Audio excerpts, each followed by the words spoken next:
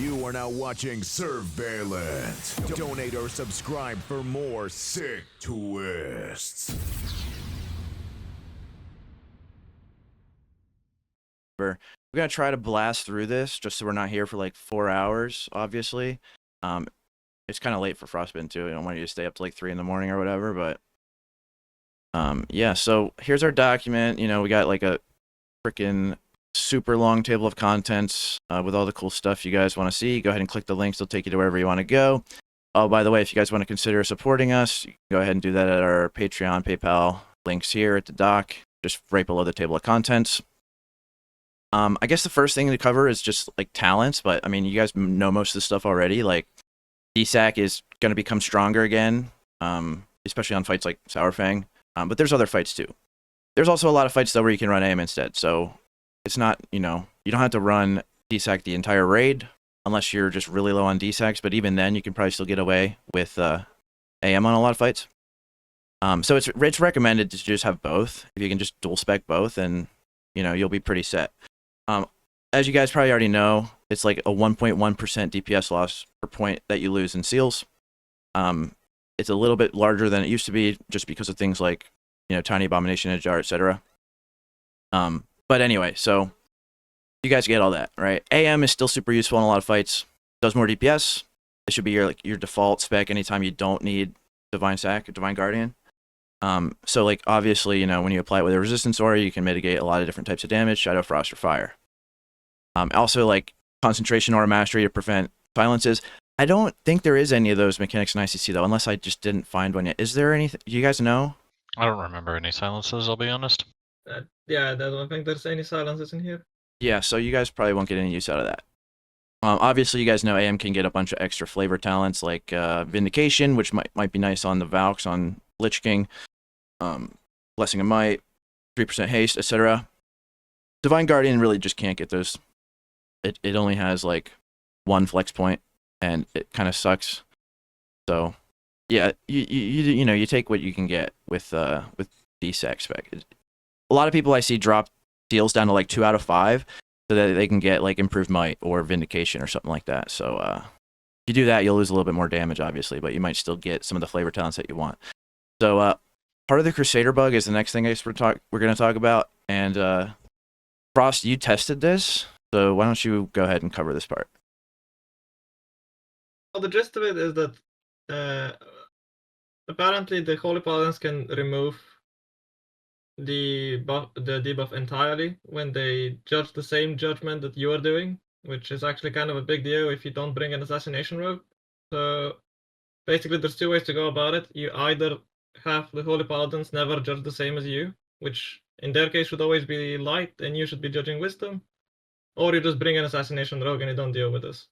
That's the gist of it. Elemental Shamans are mentioned in this, but generally speaking they will never apply it because of Fire Elemental, and even then they would probably go Searing after.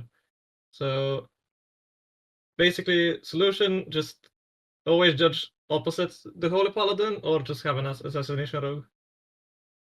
Yeah, that's pretty much what I was gathering too. You guys can hear him, right? I mean, I can hear him pretty good. It looks like the sound level is about the same as mine right now, so you guys can hear him, right? Just making sure. Yeah, so you know, just have your Paladins, you know, judge light, or anybody without Heart of the Crusader, judge light. All right, so mana. This is a very common talking point in the Discord. A lot of people ask us about mana. I guess Terryn, you want to cover this part? Yeah, because I mean, like I am, I would call myself one of the original male simps, I guess, as well. The 2 piece is going to make us cast a lot more going forward. Like cast a lot more Divine Storms. Divine Storms pretty mana intensive. And so kind of because of that, it looks like having at least 1 piece of mail is going to be really beneficial. There's also a lot of mail pieces. We'll probably cover this later, but there's a lot of mail pieces that are pretty low priority as well for other people. So it's going to be really easy to grab them. But I mean, essentially having a bigger mana pool means Judgment of Wisdom's giving you more mana. It means Replenishment's giving you more mana, and it means Divine Plea is going to be giving you more mana. Now, it does not affect the Judgments of the Wise when like the instant mana back on judging, but it affects all the other things, and those will become a bigger deal anyways when you get more mana. So, but yeah, that's I mean that's essentially it. Is you just want to have it is not a bad thing to have at least one piece of mail going forward. It's one of the reasons why having the mail chest right now in phase 3 is actually kind of nice when you're doing a lot of seal swapping in on like a noob, is you just get a lot more mana to play with. Yeah, for sure. Definitely notice that. Even just having like one intellect item is like a huge deal. It's like adds so much mana. Yep. So if you guys are, simming ret stuff, you guys want to make sure that you put Divine Plea in the rotation like you see in the picture. A lot of people come into our Discord and they'll be like, hey, why is this intellect item simming like 500 DPS higher than everything else? It's because they're going out of mana. So the fix is to add a Divine Plea threshold, which is the percent of your mana that sim will use Divine Plea if you are under. So you need to have that set so that it knows to use Divine Plea. If you have it at 0, it just will never cast it. So it always casts it on the pull, and then after that, it'll go based on the mana threshold and the priority. So here I have it above Exorcism and Holy Wrath. There's times where if you get really long fights, you might have to move it up higher, like above Consecration, just to make sure that you get the GCD out a little bit faster. And moving it up isn't a big DPS loss either, because it's just one GCD. So it's not super impactful. I'll just to kind of add on that also, I mean, we'll probably talk about this more, but like when we're talking about mana, I personally have found that Holy Wrath is almost like a trap once you start getting into your 2-piece and higher level gear as well, just because of 1, how much mana it does, and 2, it's just it GCD locks you into not being able to hit other buttons. So, but the mana, it is also just a huge factor of that. Yeah, absolutely. I mean, I think if you go 4 minutes or longer, it's just like a raw DPS gain to just like delete Holy Wrath, because you just like go out of mana. Like the sim doesn't have the. If we had an APL where we could say like, under these conditions Holy Wrath and never else, then we could optimize that. But with the custom rotation, it's just going to use it or not use it until you go So basically, you're just gonna have to delete it from the rotation when you get a little bit longer on the sim, at least. In game, it like Terryn says, like you can really trap yourself by using it too much. So it's kind of like at your discretion. If you have a lot of mana at the end of the fight, you can start dumping more of them. But it really does not do a lot of damage. Like it's like 1% of your damage or less. Like you're using it all the time. So it's really a piss poor damage spell for how much mana it costs. So don't feel bad for like removing it from your rotation. I mean, it's still useful sometimes for the stun, obviously, especially on trash, stuff like that. But yeah, otherwise you need to be really like careful with how much you use it. I know a lot of people were like, "Oh yeah, we're finally getting back to undead. We get to Holy Wrath again," but like, not as much as you think. So I would say Holy Wrath will basically become a mana dump skill. That's its entire purpose. Basically, if you feel like you're comfortable with what your mana level is, then you can start using it. And generally speaking, especially early with 2-piece, when you have no idea how well are you gonna deal with mana in a fight, just don't press it. Once you get more comfortable with how much mana you're actually gonna spend and gonna have, and you look at the boss's HP and you're like, okay, maybe it's gonna die in a minute, have enough mana even if I use it now, then you can use it. You have to think about that mid-fight. Yeah, exactly. So I also have like listed down here all the things you can do to improve your mana. Oh, and one of the reasons why we use so much mana, by the way, is just the Divine Storm reset. Like Divine Storm, it's like 400 mana or something. When you're doing twice as many of those, it does eat up a lot more of your mana, which is why it's more of a concern in ICC, along with the longer fights, than it was before. So, just all we have lifted here, we already talked about using Divine Plea more and using Holy Wrath less. Use Consecration Glyph. This one's obvious. It saves like a little bit less than 1,000 mana per minute, and it opens up GCDs that you can use for Divine Plea or utility spells or Holy Wrath or whatever. Now, anytime you run Consecration Glyph instead of Seal of Vengeance, you're going to lose a little bit of damage on single target, because Seal of Vengeance is just a better glyph. It has more like stat budget, I guess. Not that Consecration is really like a stat budget thing, but it's just a heavier weighted glyph. So anytime you can use it, it's better to use Seal of Vengeance glyph for like damage. But if you were gonna like go out of mana, then if the Consecration glyph saves you from going out of mana, then it'll just automatically be better. So I recommend a lot of people to just go with Consecration glyph and to try to get expertise cap, at least until you get closer to Abyss, where you might be able to like do a swap, like a Seal of Many Mouths swap, so that you can be expertise capped on Cleave and have Seal of Vengeance glyph on single target. But we'll cover that later on as well when we get to the sets. So like Terryn said, wear mail items, Treads of the Wasteland, Scourge Hunters, Van Braces, Narub Stalker's Cord. You know, every single intellect item is like a really big deal, just because the mana pool is so small, and as he said, makes our mana refreshment spells bigger. So, and then you can always just ensure that Judgment of Wisdom is up by judging it yourself. That way, it's always on your target. And at the very last resort, you could use mana potions, which is not as big of a DPS loss as you think. It's only about 80 DPS. So, but they're obviously worth it DPS wise if you were going to go out of mana otherwise. So, and if you have the engineering ones, it basically restores your entire mana bar. So yeah. That pretty much covers it. And remember, you know, if you have extra mana, you can convert it into a small DPS gain by dumping Holy Wrath, like Frost said at the end. You can just dump your mana at the end of a fight by casting Holy Wrath. I mean, it's got a longer cooldown, so you gotta think ahead a little bit, but still. Okay, so that pretty much covers it for mana. I don't think it's gonna be that much of an issue, honestly, because I just personally don't think it's gonna be a big issue. Also, like your Judgment of Wisdom procs goes up when you get Tiny Abomination in a jar, which is nice. It helps cancel out some of that mana loss. So with all the extra swings, you know, proccing Wisdom. So next we'll move on to gemming. This is kind of your specialty, Frost, so if you want to cover this part. Well, basically, I think you should stick to exactly the same way that you're gemming right now in tier 9.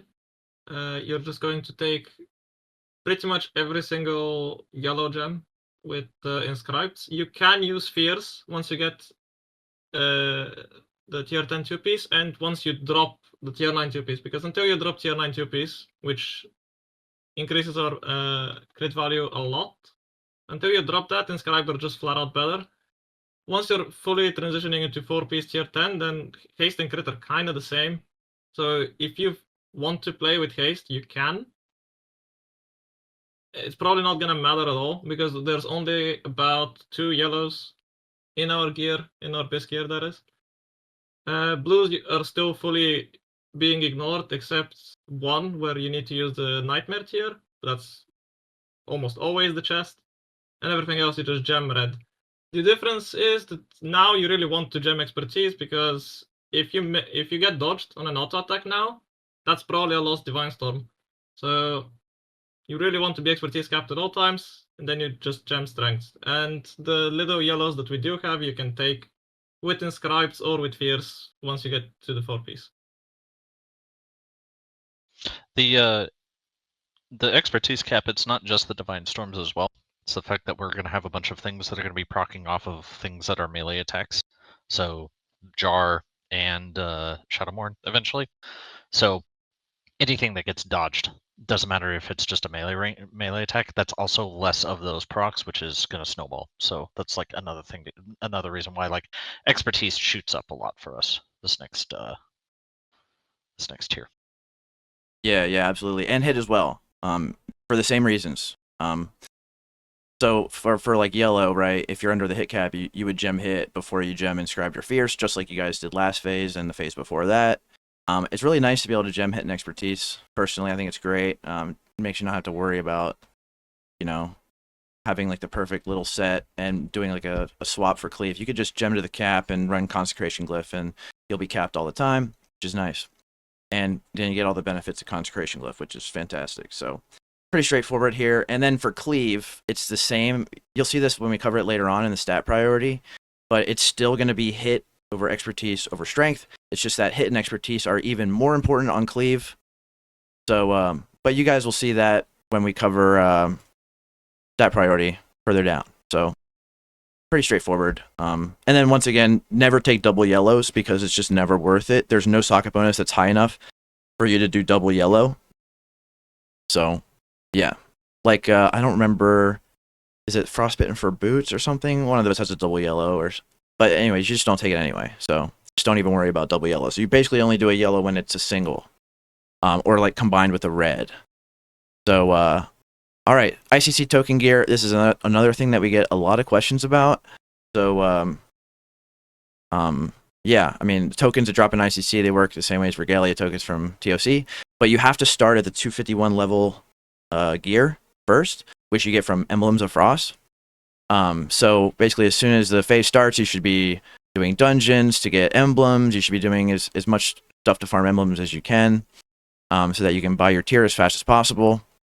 And we'll cover a little bit later down what to buy first, etc. But yeah, so you guys should be doing VOA and daily. Well, I guess you don't get badges from VOA, but you should do it anyway, right? Or do you get badges from VOA? I've heard it. You get badges from VOA, but VOA won't be out until week 2 anyways, so. Oh, okay. Yeah, that's right. All right, so in order to get the next level up of tier, you have to get the Mark of Sanctification, which is from the end bosses of each wing, except for the Lich King. So that gives you use that with more emblems, I believe, in order to get the 264 level tier. And then to get the 277, you just need to get the higher level Mark of Sanctification, I guess, the token. And you don't need any emblems for that, I believe. It's just 264, 277. It's just you get the token and you turn it in. So you have to go all the way through. You have to start at the bottom and you have to work your way up through the tier. Now, 251 item level is not super high. It's lower than a lot of the TOC items. So the big deal is the set bonus, not the tier itself. The tier itself becomes like a bigger DPS upgrade once you get further and further down into the higher item levels. So yeah. So what does this all mean? You just buy all of your tier with emblems. You're probably gonna buy all 5 pieces. And then, I mean, you are going to buy all 5 pieces, but just so you can have room to swap stuff around. And you can always use the gloves for hit if you need them, but you're probably not going to upgrade those for a while just because they're not BIS. So you cannot use the heroic token to make your 251 item into a 277. You have to go to 264 as a middle step. It just basically means that token priority in terms of who to give tier for set bonuses is kind of dead. It's a pointless discussion because almost everyone gets the same amount as everyone else, and they're all forced to buy their 4-piece from vendors. So, all right. Oh yeah, and also we would recommend against using your first few marks on gloves, just because it's not best in slot. So, realistically, if you're going to be doing anything, you should hold off on doing any emblem buying or like any token buying until after you've done VOA week 2 anyways. Like, you shouldn't buy anything until you've done VOA for the week. That's pretty smart. I will have to add a note about that and add it into the document then. Just so. By the end of week 1, if you do everything by the end of week 1, you should be sitting around 106, I think, which is enough to buy 1 item of your choice, but not 2. And you shouldn't buy anything, as Terryn said. You just do VOA as soon as week 2 starts, and then you go from there. Yeah. All right. So what to buy with emblems first? I don't care. Whichever one of you guys wants to cover this. Frost, you go ahead. Okay. So I highly suggest you buy the cheap ones because you can get them before doing any raid in week 2. So you buy the shoulders and the gloves. The way you can avoid this, apart from getting lucky in VOA, of course, is if you think that you're more useful being stronger to your guild, but that would require you to do either a full ICC 10-man before you're 25, or you need to get enough emblems from the bosses that you consider easy. So, like, let's say your guild is, maybe stuck on Syndragosa or Lich King himself, and you feel like you can clear the rest without much issue, then you can just hold off and not buy the 2-piece, or the cheap one, that is, until you clear like half the raid, and then have enough emblems to buy shoulders and a bigger piece. Then that would be fine, but obviously you would be weaker in the first half of the raid.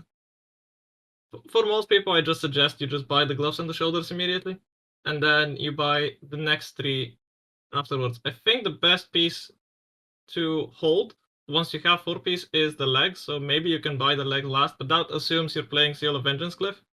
If you don't want to do that, then you should probably just buy the legs. Although, honestly, I would just recommend holding on the legs. Like, I guess my personal plan is to go helm first and then probably shoulders, and kind of gamble on legs or gloves dropping at some point if those I want to use them. Yeah. That would be an option, yes. You can always just gamble on getting lucky in VOA and leaving those pieces open.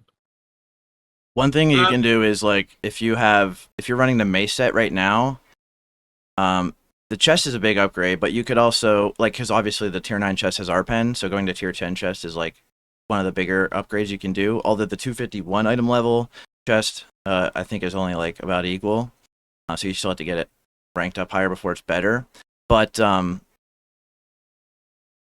if you have grievance like the mace set, you can get tier 10 legs to add the expertise, and then you can like get Shadow's Edge to drop the expertise from your weapon.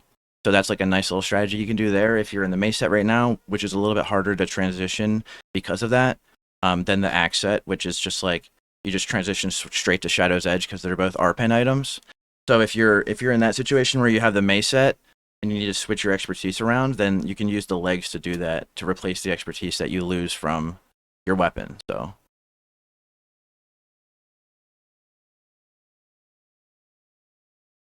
And then you just you buy the relic after you finish buying your entire tier or 4, depending on how you're gonna go about it. The relic is really small. It only matters on the fights where you actually change from Seal of Vengeance, which aren't many anyway. So you should really put no priority at all on getting the relic. You really don't need it. Yeah, I think I'll probably get it after my 4th piece of tier, just because that's what I want to do. But I don't know. I've been debating it in my head if I want to buy the 5th piece of tier before. I don't know. I'm a big fan of it, just having like a really good Seal of Command glyph. But the only Seal of Command fights are like Gunship and Valeria, which don't even count. And then like I think there's only like 2 more cleave fights, or fights that have like a little bit of cleave. You've got we're kind of skipping ahead a lot, but there's more than that you're, especially on prog, you're going to be wanting to be cleaving. Yeah, I mean like Death Whisper. Well, Death Whisper you can kind of weave LIBRAM of Valiance a bit because you're going to be going back and forth. Also, I don't know what they're going to do with the ads yet, just because we don't know if how they're gonna do that with the logs. They're still kind of debating it. But yeah, and then there was another one I can't remember. Another cleave fight or semi-cleave fight, but yeah, I mean, I don't know. It's just you could buy your 5th piece, you could buy your LIBRAM. I think probably better to buy the 5th piece. Just have like swaps you can make, and because like Seal of Vengeance or LIBRAM of Valiance can work on a lot of those cleave fights because they're not like pure cleave the whole time, and the ones that are pure cleave the whole time, like Dreamwalker, just doesn't count on logs. So I don't know. You can kind of go either way. And then I guess also like what happens if you get lucky in VOA and you get an item. So VOA releases during the 2nd week, and 10-man VOA drops the 251 gloves and legs, while the 25-man drops the 264 versions. So you need to do both as soon as you can. You need to do both every week. And if you got extremely lucky and you get an item, then you probably don't need to buy the cheap items anymore. If you got legs, then you can skip buying gloves altogether, probably. If you got gloves, you can buy a bigger item instead of the shoulders. And if you get an item during week 3, it's probably too late to make a big difference, but you'll get 4-piece faster, which is still nice. So, but it'll be like, you'll still be getting 4-piece around the same time, I believe. So, because I think if you really farm as many as you can, I think you can get 4-piece after your 3rd raid or week 3. I think everybody can get 4-piece at that point, but I have to double check. It's 3rd or 4th raid, yeah. If you get no drops in VOA.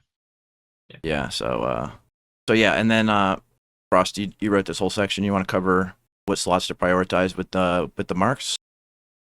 Yeah. So basically, once you actually buy the gear and you start getting some tokens from the raid, you obviously, since it's all stat upgrades, you just want to prioritize the bigger pieces. So the shoulders and the gloves should be last. The gloves you shouldn't touch at all unless you have excess marks, as you're not going to use them in full base anyway. Shoulders are just lower stat budget items in general, so you prioritize them last. The chest and the head are exactly equal. They have exactly the same stats because they're both crit haste, so you can do whatever you want there. The only questionable part is the legs. The legs are crit expertise, so they are worse to upgrade than the chest and the head if the expertise is just being wasted. But if you actually need it to hit a certain expertise cap, then you should do the legs first. In my tests, you can make the 264 legs really beneficial to yourself, because then if you're using the tier 9 legs at the moment to cap, and then you equip the 251 legs, you're gonna be like 6 under cap or something. So you really want the 264 legs first, if you're using the tier 9 legs right now. And then the 277 is again the same rule. If you feel like the expertise is needed to hit the cap, then you should do the legs. If you don't need it, then you do the chest and the head first. All right, sounds pretty straightforward. All right, so this next section is kind of new. I just wrote it last night or yesterday, but I think it's pretty much up to snuff now. I've just been tweaking it a little bit here and there. It's about what items are most important to prioritize. Obviously, the top 3 things are getting tier and upgrading it, Tiny Abomination in a Jar, and Shadowmourne. Those are the 3 obviously biggest items. Tiny Abomination in a Jar being the biggest DPS gain all expansion, at least in ICC gear, and then Shadowmourne being almost as much as that, just a little bit less. So those are obviously the 2 most important, and then upgrading your tier to 277 is what I would put as the next most important. So now remember, you might not need to put Tiny Abomination in a Jar at the very top of your wish list if you're doing like one of those loot systems, because it's not very contested. It's only going to be contested by Assassination and Prop Paladin. So Assassination, they need to be crit capped for it to be a DPS gain. Like if you just take a phase 3 Assassination Rogue and you equip Tiny Abomination in a Jar, it's actually a DPS loss. They need to hit the crit cap so that the extra hit from the trinket can raise their crit cap, because that's how crit cap works. The more hit you have, the higher it goes. So, and then the Prop Paladin will probably want it for threat. I'm not sure if it actually beats Death's Verdict in snap threat, but I know it's more threat overall, like sustained. So I'm not sure if you guys are going to have a lot of competition. You're definitely going to be, prioritized it over everybody else, but we'll cover that a little bit later on when we get to trinket section. So my recommendation is that you ask your guild or raid for the first Taj, regardless of whether it's normal or heroic. You just want the first one regardless. They're both on the same order of magnitude, well over 1,000 DPS in full ICC gear. So, and then even if you're in phase 3 gear, it's like a 650 DPS gain for the heroic one. So it's still huge. It just, it scales up, but we'll talk more about that later. So marks are pretty important. Prioritize not only because the set bonuses are great, but you're already going to have those from the 251, but just upgrading the tier to 277 is like a very substantial DPS gain in and of itself.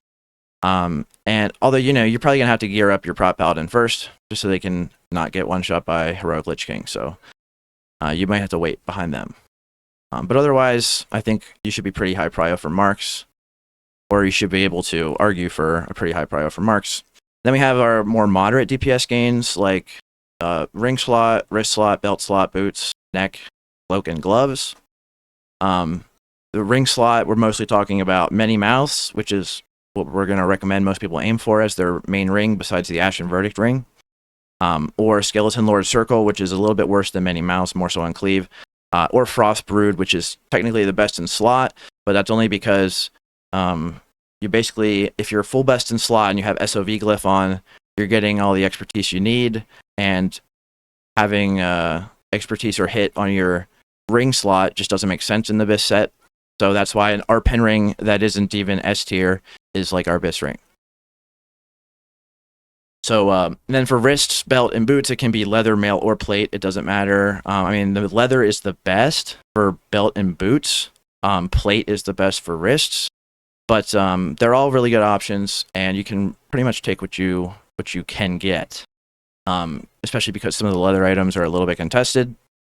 For neck, we're mostly talking about the Syndragosa Claw and for Alliance anyway, and the Ank'Ahar Onyx neck for either Horde or Alliance, as well as the Lonathel's Chain, which is the expertise Arpen neck from Blood Queen. And then also cloak. If you don't have a 272 TOGC cloak, then this is also one of your more moderate DPS gains. If you do have a 272 cloak, then it can be a DPS gain if you're wasting the hit.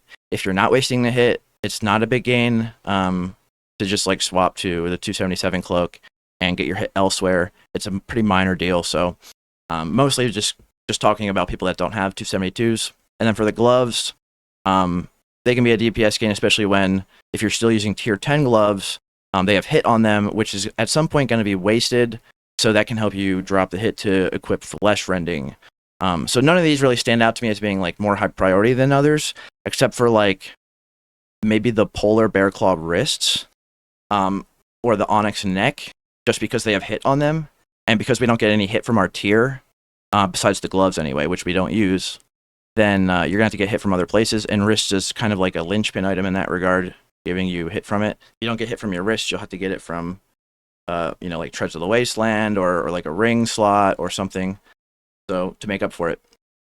So, yeah, I mean, Seal of Many Mouths, once again, also is like sort of a linchpin item for like expertise cap sets. So that's going to be pretty important. It's one that I'm going to prioritize pretty highly, especially because it's like very uncontested. So it's kind of free.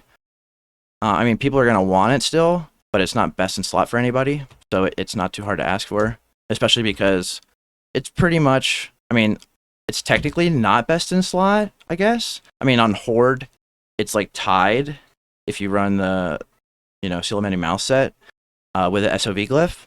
Compared to the actual best in slot, it's like kind of tied. But for Alliance, it's like slightly worse. But it's close enough that I would aim for Seal of Many Mouths anyway. So personally, these, you can kind of prioritize these in like whatever order you really want, except for maybe prioritizing like a hit item or two, like a little bit higher. So like the wrists or the neck, and that's pretty much what this section down here talks about is consider the hit items. You're going to need some hit. You can always gem hit too. Although it's typically better to get your hit from gear than to gem it. So, Polar Claw Bracers, Ankahar Onyx Neck, Band of the Bone Colossus, which is going to be pretty hard to get. Treads of the Wasteland is like the male boots. 272 cloaks from TOGC, and the tier 10 gloves. Those are all hit items that you can use, although tier 10 gloves is probably not one you want to rely on. So, yeah. So if you're ordering your item priority based on loot competition, Frosttbitten has actually made this like sheet. It's like loot competition for Retribution Phase 4, and it shows like every item and who it's best in slot for. So you can go through and look at which items are most contested, etc. But as you like in the sheet, you'll see that Many Mouths, Shadow Vault Slayer's Cloak, Ankahar Onyx Neck, Flesh Rending Gauntlets, they're pretty much fairly contested or free. So you can, if you're doing your loot priority based on loot competition, you could put them lower just because they're more free. They don't have people to compete with on them. So which items are heavily contested? Can I bounce in real quick just to Yeah. emphasize something? Is the big thing you want to keep in mind in terms of like hit is you get 85 from ABOM and you're gonna get another 59 from the Ashen band. You want to aim to get 2 pieces that have hit on it. It doesn't matter which of those 2 pieces is not quite as relevant from what I have found personally. I mean, like obviously there's like the full best list and stuff like that, but like you're talking about maybe 100 DPS going between the different 277 items that have hit and sets revolving around that. You just need to try and acquire those 2 hit items to get yourself the hit cap. That's kind of the big important thing. Yeah. So for me, I'm gonna put Polar Claw Bracers a little bit higher up, and probably the Onyx Neck as well, as my 2 hit items. And if you're Horde, I'd probably recommend the same thing because the Onyx Neck is like best in slot. I mean, they're both best in slot, but Horde is more able to make the Onyx Neck work because Alliance gets the extra hit from Draenei, so they only need probably 1 hit item, I would say. Because like the neck, they're going to use Syndragosa Claw Neck as their best because they can't use the hit. So if you're Alliance, maybe you only need to do 1 hit item, depending on how much hit is on the item anyway. So which items are super contested? Syndragosa Claw Neck is the most contested item. Pretty much every ARPEN user wants that. If you're Alliance, it's your best in slot neck. but you don't have to run it. There's some pretty good sets you can build without it. Frostbitten for boots. These are the leather Arpen boots. Those are pretty contested. It's Feral, Rogue, and Hunter, I believe. And then to a lesser degree, the leather belt, Australian Sutured Pinch. I don't know how you pronounce that. Cold Wraith Lynx, which is the plate belt. That's going to be contested by all your plate wearers, warriors, and DKs. And then Polar Bear Claw Bracers, that's also all plate wearers. So the difference between Horde and Alliance Snorlaxius is that Alliance gets extra hit from the Draenei Racial, and that's why they don't need as much hit. So they're able to drop hit from the neck. That's the only difference. And then some of the other sets, there are differences and change hit or whatever. But you'll see that when we get down to sets. So yeah, I mean, you can prioritize these based on a combination of your preference, the loot competition in your own raid. Like if you have a lot of Ferals, Rogues, and Hunters, but you don't have very many plate wearers, then you could aim for plate, belt, and boots, and it might be easier for you to get. It's not as good, but it's not that much worse either. And then also, like, the last thing to cover in this section is like a weapon, right? If you're not going to get first Shadowmourne, then you probably want to prioritize a weapon. Now, you're going to have to think about if your guild is going to kill Heroic Lich King, how long it's going to take you to do that, etc. If you're not going to kill him anytime soon, then obviously you wouldn't want to prioritize the 284 Gloran Zelg, which is our best non-Shadowmourne weapon, pretty much. You wouldn't want to prioritize that highly if you don't think you're going to be able to kill the boss, for a while. So if that's the case for you, then you'll probably want to prioritize one of the 271s, like Gloran Zelg or maybe Oathbinder, or the 271 War Mace from the 10-man Lich King Heroic. Those 271s are still pretty good. And also, like, you can always craft a Shadow's Edge by farming dungeons to get your Primordial Serenites. You could do that on the first or second week to last you a while, especially if, if you might as well do that early while it's still an upgrade. Because, like, you get 3 or 4 weeks down, you might have a weapon that's better already, and then Shadow's Edge might not even be an upgrade for you. So you also want to get that going early so you can start working on the quest, because there's a lot of bullshit quest shit that you got to do in raids that is not just acquire shards.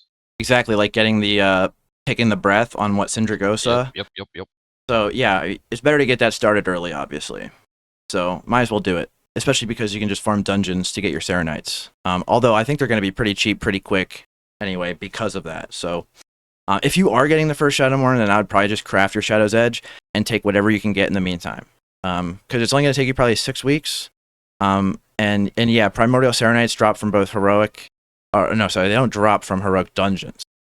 You turn in the Scourge Stones, 12 Scourge Stones, I believe, which is 12 of the... I guess it's like... Is it Defense Protocol Gamma now? It's like the Heroic plus or whatever. The highest level dungeon. If you do those, you get 1 Scourge Stone per boss, and 12 of those you can turn in for a Serenite. So you need about 300 Scourge Stones, which is like, I believe you can do that in 5 world tours. So if you do every single dungeon in a whole day, you should be able to get it in 5 days. The 25 you need. So yeah, you can have it on week 1. And then how strong is Retribution in ICC? I'm not going to spend a lot of time on this. Most of you guys have already seen my simulation DPS by class sheet. You guys can always check that. It's constantly updating. It might have even updated slightly since I posted this picture yesterday. But this is 300 seconds. You guys can see that Ret is doing pretty good. Only people that are above us is Hunter, Fury, and Feral. And Mage is kind of right with us. They're above us if we use DSAC. So you guys can kind of see where we are without SM. So this is your full best in slot with no SM. And then at the bottom, you can see DSAC or AM, both that have Shadowmourne. You can see where that takes you. And then this is phase 4 over here, and then this is phase 5 over here. So this is including Ruby Sanctum gear on the right. So you can see without Shadowmourne, you're kind of going to be middle of the pack, right dead center. Which isn't the worst place to be, but it's also not great. So with Shadowmourne's coming every 6 weeks, shouldn't be too bad though. Hopefully everybody can get one. Your guild will probably be able to complete multiple, so we're in a pretty good place now. This is thanks to a combination of P10 set bonuses. Both of them, they're both strong. T.A.J, Shadowmourne. and the phase 2 retribution buffs, taunt glyph, Seal of Vengeance changes, even the phase 1 like Hammer of Wrath change boosted us a little bit. We were probably going to be in a pretty bad place without the taunt glyph. I mean, if you just take our damage here and remove about 1100 DPS, that's pretty much where we are without SM. That's where we would be with SM if we didn't have the taunt glyph. So it's kind of carrying us a bit. And I'm a fan. I'm a big fan of that. So, and I don't want taunt weaving to come back, so I hope it stays. But I don't think it's going anywhere. So, also, you know, note that Divine Sacrifice costs you like 325 or 350 DPS. If you just drop 2 points in seals, if you drop 3, it'll be like closer to 500. But yeah. So, all right. Now this is probably our most asked question right now, which is 2-piece tier 9 versus 4-piece tier 10. Frost, why don't you go ahead and talk about this? So just to keep it brief, the 2-piece tier 9 set is really good, and the 4-piece tier 10 is also really good. The gist of it is basically you need at least one 264 item from your tier 10 set to actually beat the tier 9 2-piece on single target. On AoE, Righteous Vengeance isn't that strong anyway, so anytime you are in CL of Command, the 4-piece tier 10 immediately wins, as it buffs command. But on pure single target, if you're replacing your 2-piece tier 9, which is both 258 eye level, with 4 pieces from tier 10 that are all 251, then you're actually losing a little bit of DPS. So in that case, the tier 9 2-piece would be better. If you get at least one item to be 264, then the 4-piece immediately wins. So that means that in general, the 4-piece will always win. So you shouldn't really be too concerned about this. And yeah, about it. All right, cool. So yeah, I mean people ask us about that all the time. They're like, I think a lot of people were under the expectation that we were gonna ride 2-piece for a long time, but no, you'll probably only do it for like a week, maybe 2, depending on how long it takes you to get a 264 item level item. You might even go straight to 4-piece if you're like me and you don't have 2 regalias. You might just go straight to 4-piece. So also, you know, if you get Tiny Abomination in a jar, 4-piece is always going to be better or equal to the 2-piece.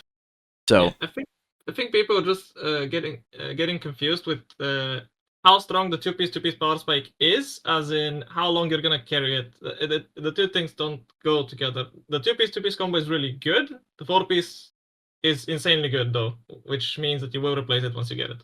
Yeah. So yeah, I think most people can just go straight to 4-piece if they don't want to bother.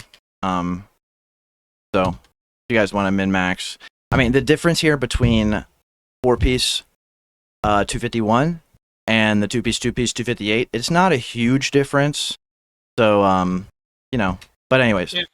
It's under 100 DPS either way, so you usually shouldn't be too concerned about this. As long as you get 1 mark, and you can get a mark in 10 man as well, don't forget that. So it should be pretty easy to switch to 4-piece.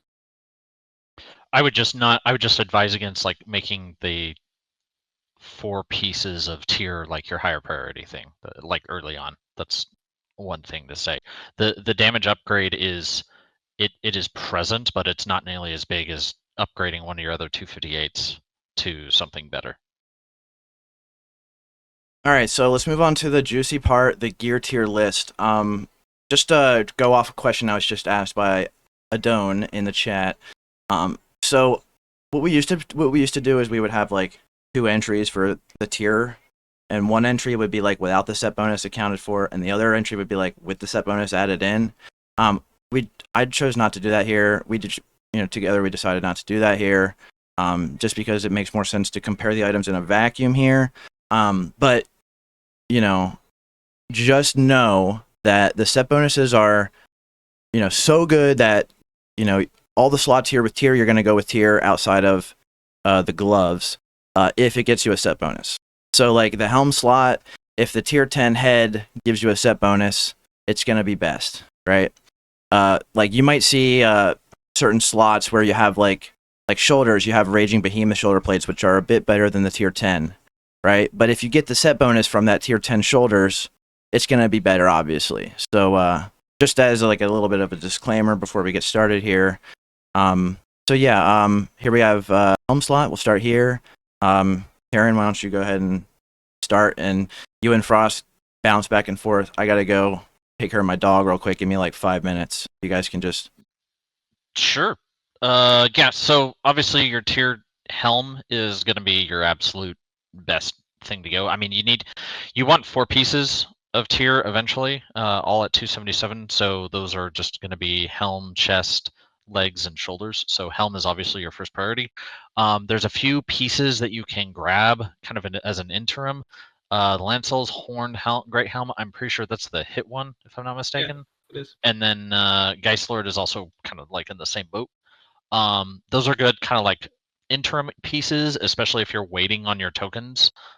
It's probably going to be better to run. It's still probably not going to be better to run those over a tier piece, just because of how insanely good the 4 piece is. I mean, you were saying the 4 piece is like equivalent to the 2 piece, just about, right? Like it's just a little bit worse. Once Yeah.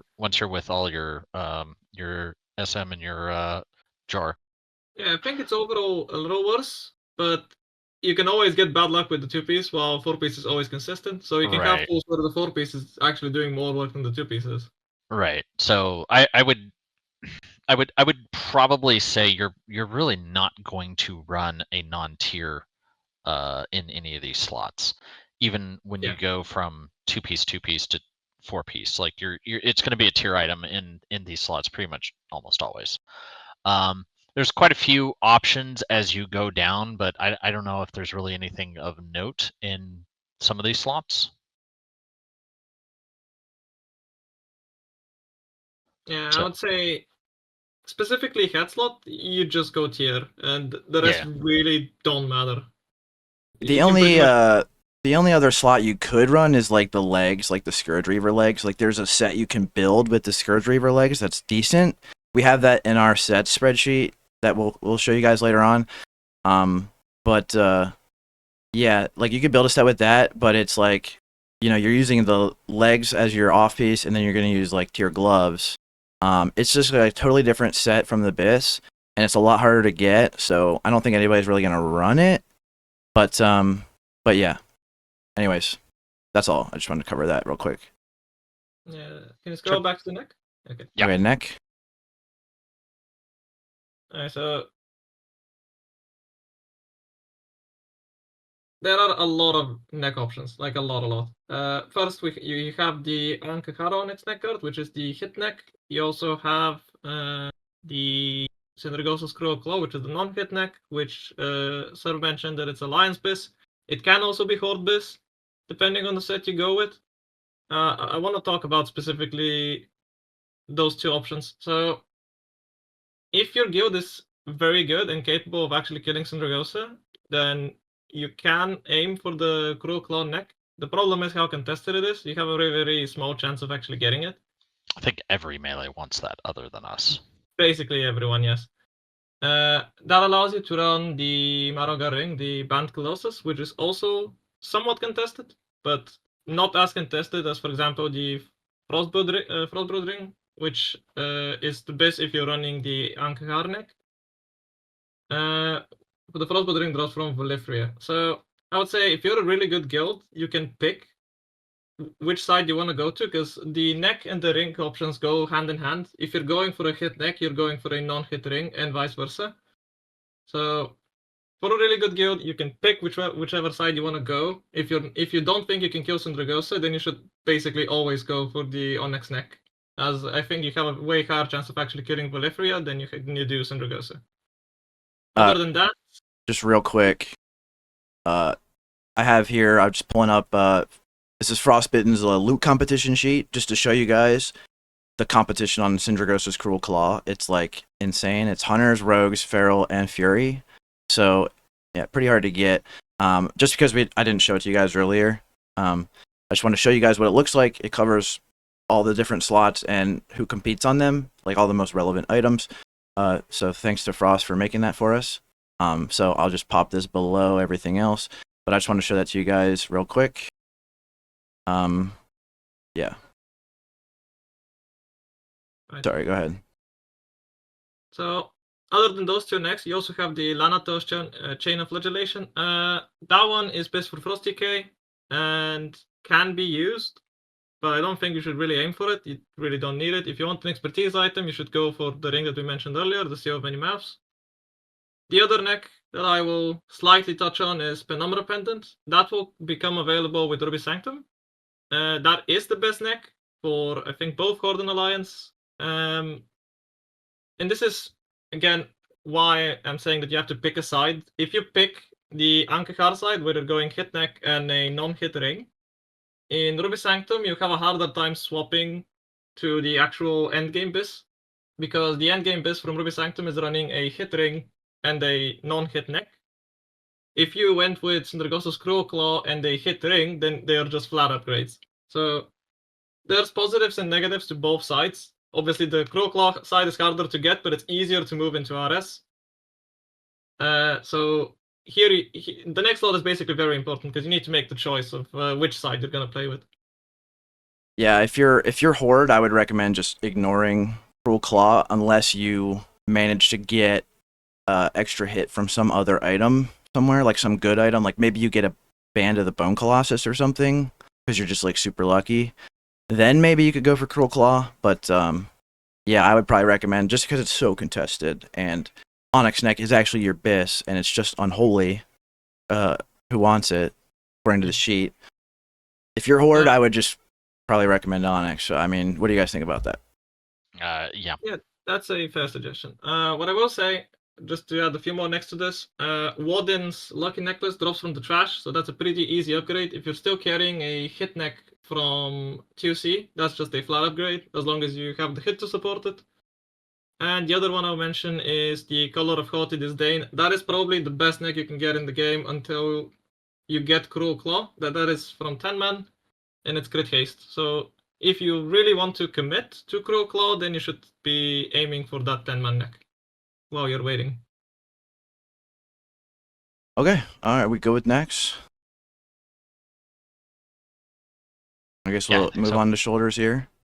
You want to go? No, I've spoken too much. All right. Yeah, so shoulders, again, this is your tier token. Raging Behemoth is a good thing to grab if no one else needs it and you need the hit and you're not breaking set pieces appropriately. Again, sim it if you're unsure. Did you guys check and see if it's worth breaking 258 two-piece to grab that? Because those are going to be the same stats, if I'm not insane. I did not check that, no. Okay, that would be something worth checking before grabbing it, but it is a lateral stat move for 258 tier shoulders, so sim before going after anything, obviously, but yeah, once again, you're just probably gonna run tier, so just one of those slots where it doesn't make sense to really talk about anything else too much, just because it's yeah. I mean, the tier in these 4 slots, the tier is going to be better than, like, even 251 tier is oftentimes going to be better than running non-tier in that slot, just because of how strong the set bonuses are. So yeah, just kind of keep that in mind. Yeah. Once again, you know, you got a set bonus on top of these. It pretty much bumps them up to the top. So, oh yeah, sorry. Does Haughty Disdain drop from some other boss? Blood Queen Lenethel? It's just on the sheet that says 25 man. Oh, is it 10 man? It should be 10 man. Yes, it should say 10 man. Okay, I'm adding notes here for little edits to make. I'll just add that as a note for after the stream. We can move on to CLOAK, which, I mean, there's some interesting stuff here, so whoever wants to talk about that. So, first things first, once you drop the tier 9 two-piece, you should switch to the haste enchant. At this point, haste should start be about equal with crit, which pushes it above agility. I don't think you need the slow fall anywhere, so that's not really a concern. As for the cloaks themselves, so almost everyone is going to stick to the TUC cloaks. That includes even casters to some extent. Some of them upgraded, but it's very minor upgrades. The classes who are using the Armor Pen Cloak are just going to stay with the Armor Pen Cloak. The our cloak from TUC, which is the hit one, is still amazing. And really the only options you have at this point are the Shadow Vault Slayer and Winding Sheet. They're both not very contested. Winding Sheet only has Unholy DKs on it, and Shadow Vault has Assassination on it. Shadow Vault is better because it's agility, but you can only equip it if you actually have hit to drop. So as Terryn said, you need to have 2 hit items to run. So until that point, you're just going to stay with it. And other than that, you're probably not going to really have to aim for your cloaks early at all, because our cloak is just that good. Yeah, and the Shadow Vault cloak, you know, it's only Assassination, I believe, that wants it. Maybe Enhance. Let's check your sheet real quick. Yeah, it's only Assassination. The one thing I will mention is if your guild did not get enough cloaks for everyone, then you will have other classes like Enhancement that would want the cloak, even though it's not the Abyss. So that could mean that you have a slightly harder time getting some of these. But generally speaking, as long as your guild actually had enough cloaks for everyone, then it is only Assassination on this cloak. And on the Strength version, you have only Unholy. So both cloaks shouldn't be too hard to get. They are also on easy bosses because they are on Rotface and Festergut, which aren't terribly hard. So I think most people should be able to get them. Alrighty. Alright, so yeah, 23 haste versus the crit, or the agi. It's very close. It's pretty minor. Although there is times where you have like a break point, at least on the sim. I don't know if this actually is like more than just like a sim artifact, as Swedge likes to say. But sometimes the haste is like a bigger DPS upgrade than like normal. Like sometimes they're pretty close to equal, with haste being slightly better, like 5, 10 DPS, whatever. Sometimes though you have like a weird breakpoint where that haste like pushes you up to like 20 or 30 DPS. So I'm not sure if that's just like I was using the wrong variants on the sim or whatever, but yeah, if you do reach one of those breakpoints in game, then like the haste will just be better. I mean, it is better already, so. But that's one of the reasons also why it's like I think it's good to swap. So yeah, I think we're good here, and let's move on to chest. I don't think there's a whole lot to say here besides you're gonna run tier. I mean, we don't know what they're gonna do with the Ruby Sanctum raid either, so you know, we're still a lot of the Ruby Sanctum items in here are already ranked, but as long as they stay the way, I mean, I'm pretty sure they're gonna keep it the same item level and everything, but I guess we'll see. So, but yeah, you added this note about Gloaming Sark. What you want to talk about that a little bit? I mean, realistically, we're not really going to run it. I just added the marks so that it's clear to everyone that that is an item that draws from Ruby Sanctum, which means it's not out yet. It's not okay. really an item. It's not really an item of note. You're just going to run tier here every single time. Yeah. All right, pretty straightforward. Wrist slot. Either one of you guys can take this one. Yeah, so obviously Umbral bands are not available until whenever Ruby Sanctum comes out, so we can kind of set those aside. You're looking at either polar bear bracers or there's a few other options. I would like to kind of notate that there's a 266 set of bracers that are the Taiga bindings. 264 ones? Yeah, these ones. Yeah, those are actually pretty nice if you're aiming for like a really low competition setup. I'm personally trying to nab those. Just kind of a thing to note more than anything, though. You're pretty much going to want to get polar bear, though. Otherwise. Yeah, I mean. I think, go ahead. Other than polar bear, the only other option, other than Taiga, if you want to grab like an early 10-man item, it's basically just upgraded armbands of Bedlam. The other option is to run the male bracer, which is the Scourge Hunter's Van braces. Not terribly contested, but if you're going for this wrist, then you have to use the male boots as well, which we'll get to later, because they have. Yeah. So you lose the hit on the bracers, you gain the hit back on the male boots. Those are both intellect items, though. So Mhm. They are male, yes. Yeah, as you guys see later on, we have like a low competition set that has mail items and bracers, belt, and boots.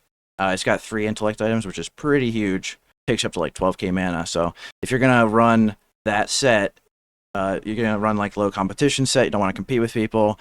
They're a great option, not only for that, but because they have a ton of intellect and gives you a bunch of mana. So that wearing that set with all those 3 items pretty much makes mana not an issue. So something to note. Mana is a concern. You run Search Hunter. Just to mention one more thing, Polar Bear aren't that big of an upgrade if you actually have the TOC rest. You can say that Dark Determination are very high. Yeah. So if you have Dark Determination, you're not forced to get Polar Bear Claw that early. And also, Tusks are rated really highly, but you really should not go for them. A lot of classes are gonna go for Tusk, and if you don't go for Tusk, then you have leverage to get Umbrage after, when they're released. All right, down to gloves. This is the only slot where we do not run Tier and Bis for the major slots. Flesh Rending are Strength, Crit Haste. They're just too good from Festergut. Tier 10 gloves have hit on them, and at this point, you're probably not going to be able to use the hit. Not to mention, because they're not Bis, you're probably not going to upgrade your tier gloves with marks.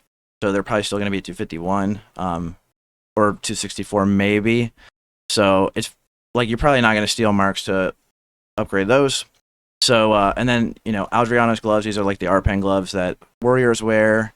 It's just, you don't really have to compete with anybody on Flesh Rending. They're free. So, that's pretty much all there is to say. Obviously, the tier set bonus is so good that if you need tier gloves to get the set bonus, then they will be Bis. Even if the hit is wasted, you would still use the tier gloves if they give you like the set bonus. But once you have the other 4 pieces, you drop them for Flesh Rending. So, and you really shouldn't have to compete with anybody. So, anything else to cover on gloves, I guess? The only gloves here that are worth mentioning are the male once again. The Anubar Stalker's gloves. They are probably the worst male item you can equip out of, I think there are 4 that are like reasonably, that can be considered. And I think this is probably the worst spots to take a male item in, but they are an option if you're really concerned about mana. All right, so somebody in chat said that Unholy DKs will be using Flesh Rending eventually, but after they get the rest of the non-set items. I thought they used Scourge Reaver legs instead of their off piece or whatever. But I saw that they were using the gloves as well. all right, well, we'll have to take a look at that. I'll add it to my notes. And maybe they changed the set, but I think that their set is still using legs. Yeah, I thought it was legs too. I have on my sheet using legs, so I'll have to double check that after the stream. But yeah, so all right, so belt slot. Terryn, why don't you cover this one? Belt is the biggest thing where we are down bad. Every single belt has pretty moderate competition. It doesn't matter if you're looking at the mail plate or leather. The leather one is the better one just because leather has the best item budget of any gear type. But realistically, I think the delta between the leather and the mail was pretty minimal, right? I think this is the best male item spot. Yeah, Yeah. The Narub Stalker's Court is really good. Yeah, it is also very good. What I'm saying is the damage delta between the mail, the leather, and the plate belts were pretty minimal. Yeah. Compared to every other slot. So realistically, just get a belt. We're pretty down bad on competition, so just kind of keep that in mind. Yeah, I think the three slots where you could really aim to go mail is belt, bracers, boots. You guys will see that later when we cover that set. But yeah, so like a lot of people have been asking, like, oh, can I just go for plate since it's probably easier to get? It's really not easier to get. I mean, it depends on your raid, but the leather is, as you can see in Frost's sheet, it's not hunters, but hunters will still want it, of course, if they can get it. But it's not best for hunters, but it is best for ferals and rogues. Hunters use the Stalker's Cord, I believe. So the Cold Wraith links are all plate wearers, so DK and warriors. So it's probably going to be easier to get leather, honestly, than plate. Like, you'd have to see in your own individual raid, but it's probably not that much better to go plate unless you just don't have a lot of plate wearers in your raid. So just something to keep in mind. All right, so go down to legs here. Another straightforward, you're going to go for tier. Scourge legs, you can build a good set with these. But I just don't recommend anybody goes for it because it's a lot harder to build. It's more competitive with other classes, and you make loot distribution a lot worse. So I just don't recommend going for that set. But it is listed in our sheet. You guys will see that later on. So I think that's pretty much it for legs. The tier legs, once again, they have expertise on them. So like we said before, upgrading them with marks, you want to make sure you can use the expertise and it doesn't get wasted. But this will be your major expertise item along with either Seal of Many Mouths or sometimes you can use the expertise neck, Lonathel's chain, that's another one, and SOV glyph and expertise gems. Those are like your major sources of expertise, so those are the ones to keep in mind. So legs, ring, glyph, and possibly the neck are the major ones, I believe. So pretty crucial there to get your expertise cap. So if you go Scourge Reaver legs, it's just you get your expertise, get to gem a lot of it, and it just makes everything a lot more miserable to gear. So I just don't recommend anybody goes for that set, personally. Yeah.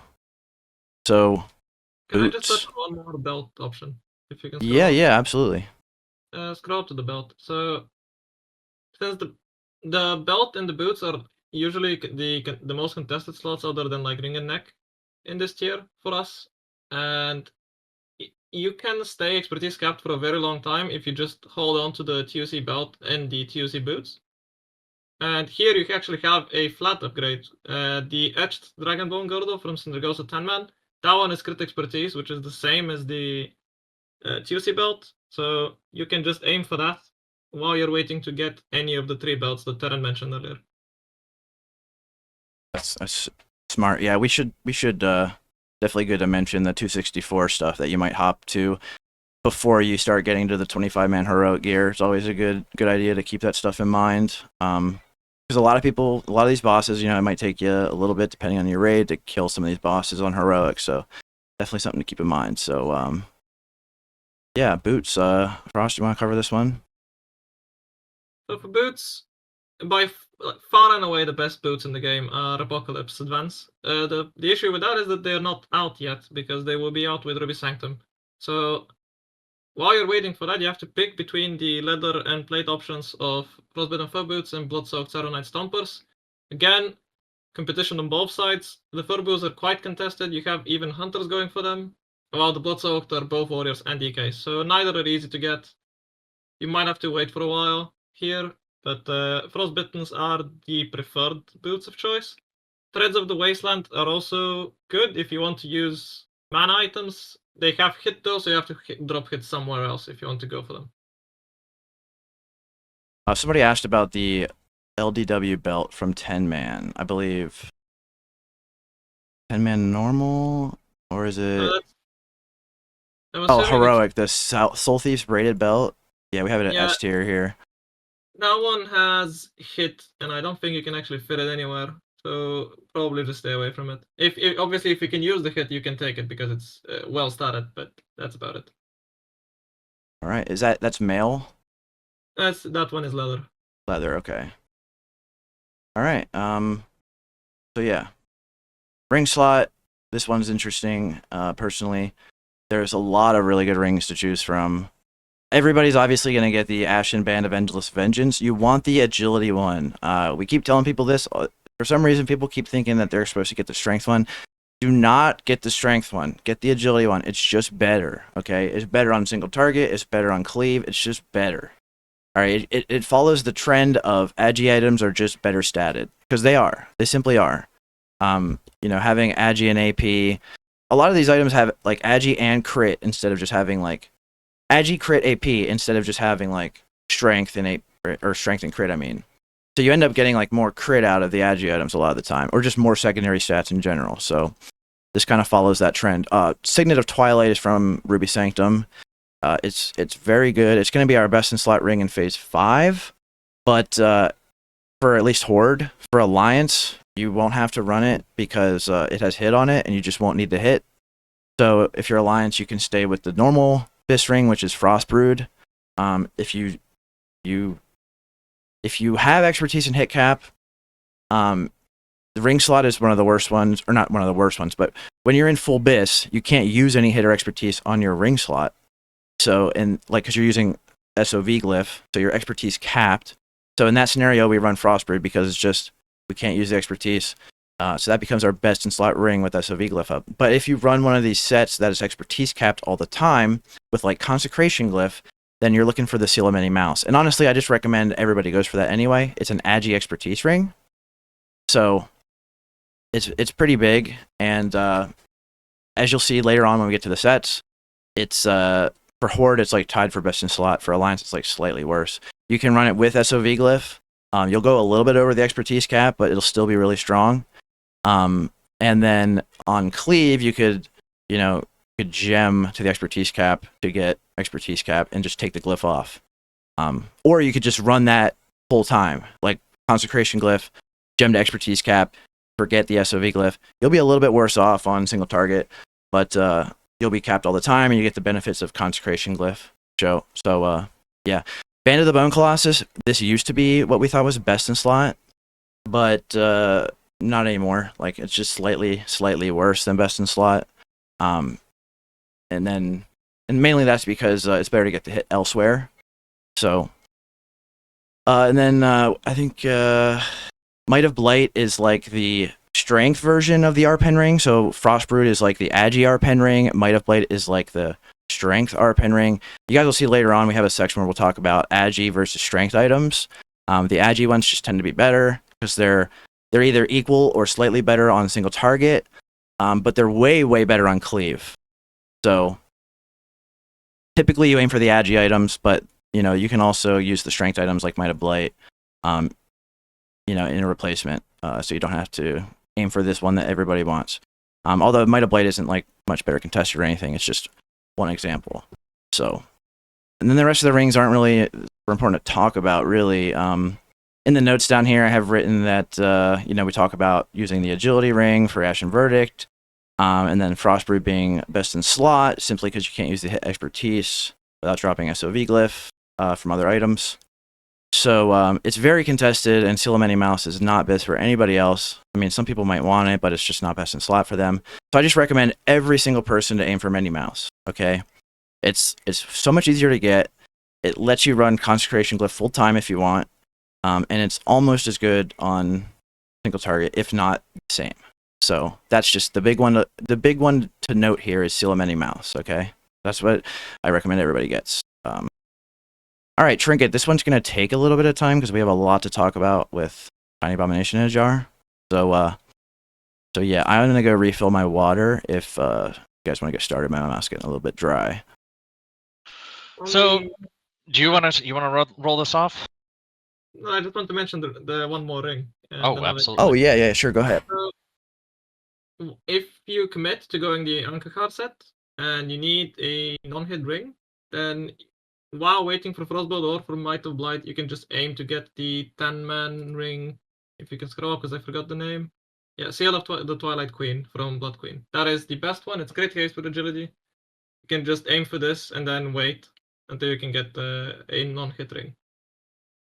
Oh yeah, smart. Yeah, we gotta remember to mention those 264s. They're good. All right, Trinket slot. BRB. Guys, go ahead. You want to start us off, Frost? You can go. Okay. Jar, the prophesized tiny A-bomb in a jar, the thing we have been sipping for this whole time. It's very good. It's so the deal is it procs off of basically everything we do on top of things that that are hidden in the background that we like don't even realize were happening until we started realizing that things were proccing off of them. All the testing that we've done is that even if you don't get anything out of the hit, like if you are hit capped as is and you drop this in over Dark Moon card greatness, you're still looking at like a 300 to 400 DPS increase. Obviously the hit lets you move things around better. Having hit on an item in general like this is pretty nice. And you're gonna run this forever. There are A couple of other trinkets that are dropping right now. None of them are really of note or relevance. Deathbringer's Will is technically going to be like about equal in some scenarios that I've seen. However, because it's like so close and oftentimes still simming lower than Death's Verdict, Death's Choice, it's not, don't touch it. Sharpened Twilight Scale does appear to be slightly better than Death's Verdict, Death's Choice in every single situation. But it's so small again that it's just not worth us soaking up the armor pen. So don't touch either of those. Get a jar. Tell your raid lead that jar needs to go to Rets. If you're running a guild that does multiple runs, frankly, your split Rets should be getting this over pretty much anyone, in my honest opinion. Like, it's absurd. It procs off of everything. It'll proc. Every auto attack has 3 separate proc instances. And then doesn't it proc off of the Judgment of Wisdom proc as well? Was that correct? Yeah, we have down here all the different Oh my word. confirmed to proc Taj and confirmed to not proc down here. We have them all listed. Yeah. So every auto has up to 4 different chances to proc it. So it's a lot. Like CS and DS have 4 because they have Seal of Vengeance, damage, the debuff application, so that's 2, and then the actual Crusader Strike or Divine Storm damage, and then if you crit, you get a Righteous Vengeance debuff application. That'll be your 4th. So every DS and CS you'll get 4 on the main target. For DS, it's 4 per target, I believe. So Judgment, Judgment damage plus the Judgment debuff application. That's 2. And then Hammer of Wrath applies a seal, so you have 2 from the Seal of Vengeance if you're running Seal of Vengeance, and then Hammer of Wrath damage. That's 3. Confirmed to not proc is Seal of Command damage, which feels bad, but we'd probably be way too OP if it did. Vindication, so you don't need to go Vindication to try to game extra procs. That doesn't work. Heart of the Crusader doesn't work. Hand of Reckoning doesn't work, and Taj cannot proc itself. So the Taj can proc off of the seal from the Taj proc, though, right? Yes, it just And all the other cannot. things. It just can't proc from the swing. Like the Right. white swing, the white damage of itself. But it can proc from that seal damage that will be applied with the swing. So, yeah. It's pretty insane. Like, you can literally proc it every 4 seconds or 5 seconds. Like, if you have the normal version, it's like 5. If you have the heroic, it's like 4. I have a log from PTR with JCR. He had 2 procs in under a quarter of a second. That's insane. So it was hilarious. Did you guys cover this Dark Matter Comet's Greatness stuff? No. I did want to say one more thing about Jar. A thing that we confirmed also is it does not proc on your current target specifically. It will proc on whatever completes the debuff or the buff stack. So whatever damage instance procced the last stack of the buff, that's where the damage goes. Yeah, so you might waste some damage from the swings when you have like off targets that don't count on the logs if they eat up your Taj procs. But if you have off targets like that and you're in Seal of Vengeance, you're getting more procs anyway from just hitting them. So, it's not the worst thing in the world. Like, it probably evens out to a certain degree just because you're getting more procs in general just by hitting more mobs. But yeah, I don't know. It's just something you can't optimize it.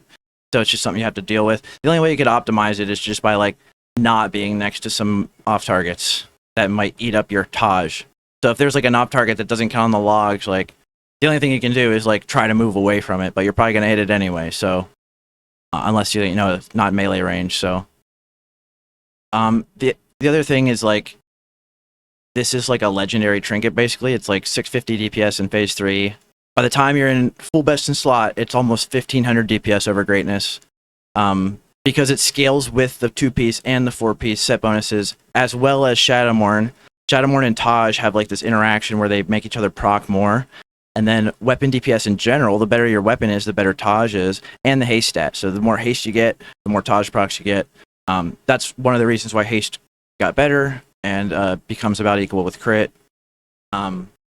So yeah, I mean, the only other thing I wanted to say, I guess, is that, I mean, we kind of covered it already, but, you know, Assassination, they may or may not gain DPS from it. It's like, in Phase 4, they get 90 DPS because they're crit capped. In Phase 3, they aren't crit capped yet, so they don't gain any DPS from it. It's actually a DPS loss.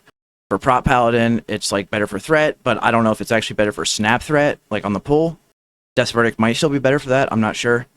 So it's pretty much free. Like, they're, you know, those guys want it, but it should go to you first. Like, Retribution is #1 prio, hands down. You should get the first one, whether it's normal or heroic.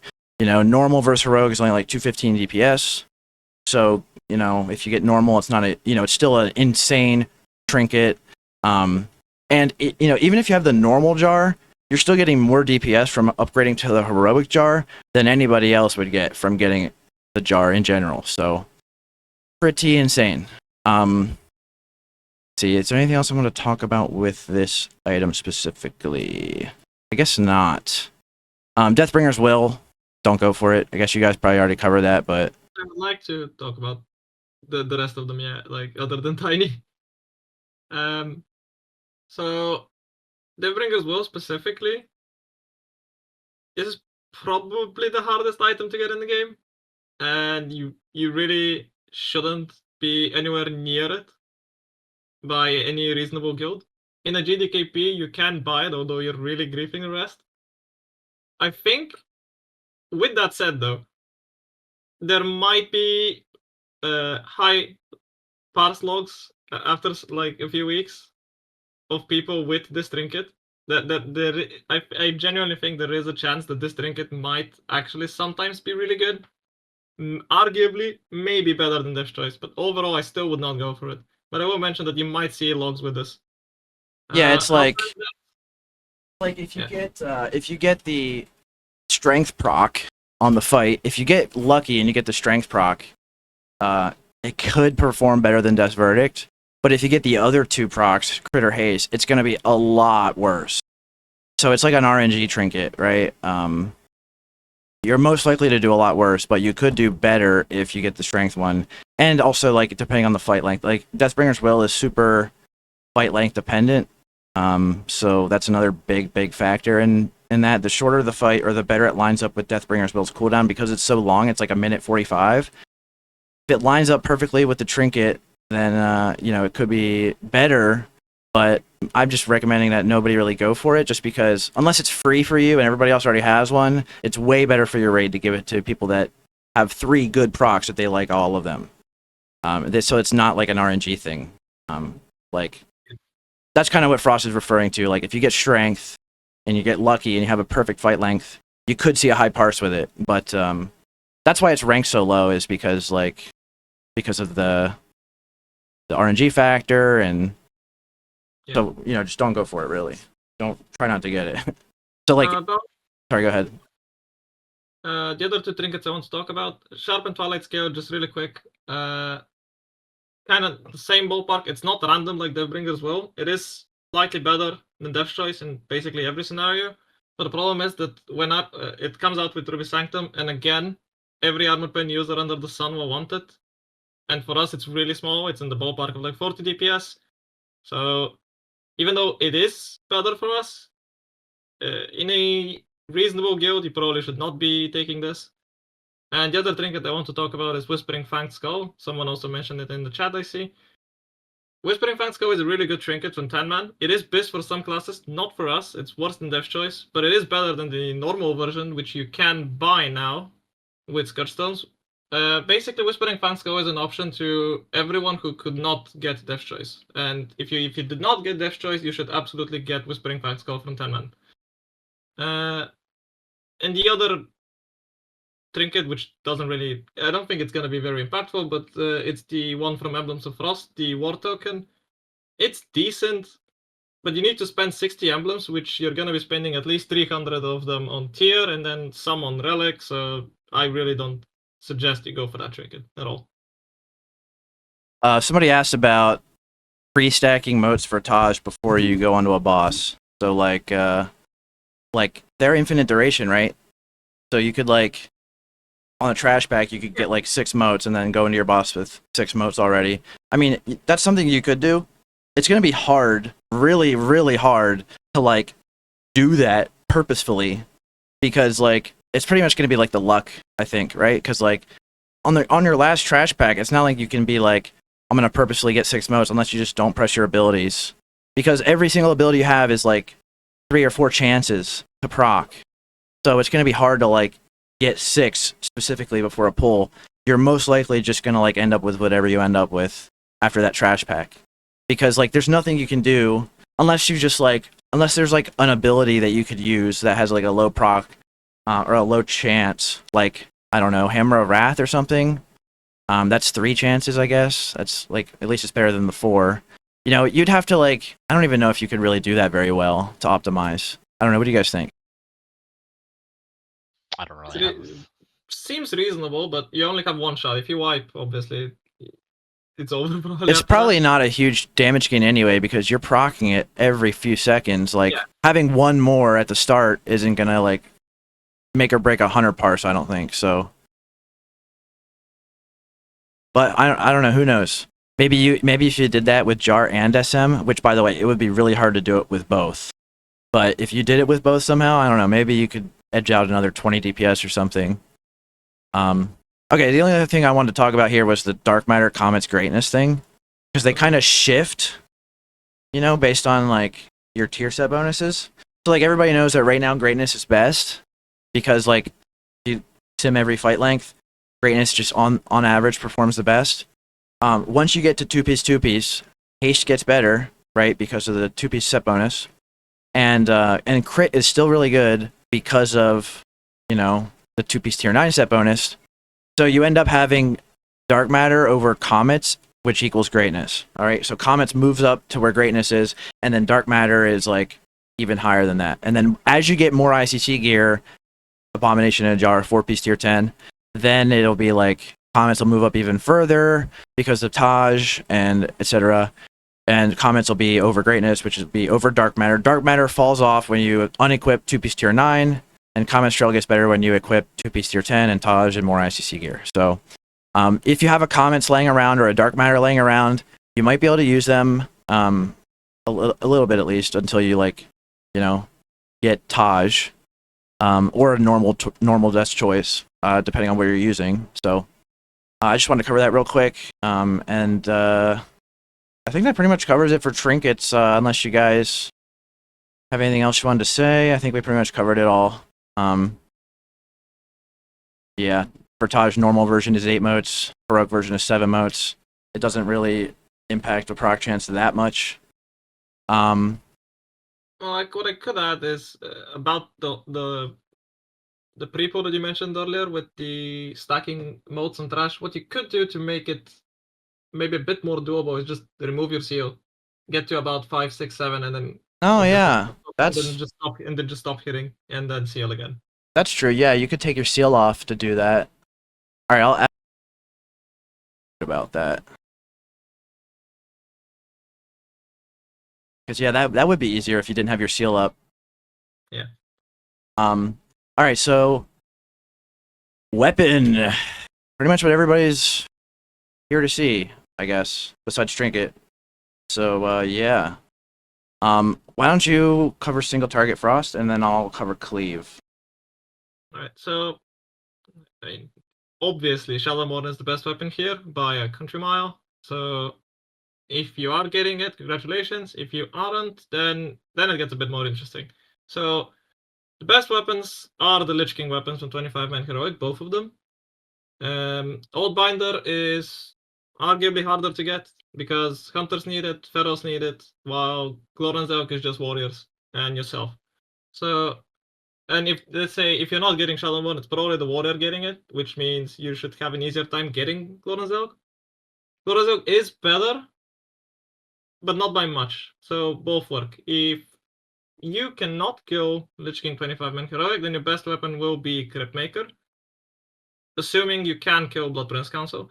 That one has hit, but even if you completely waste the hit, because you cannot fit hit on your gear, it's still better than all the other options.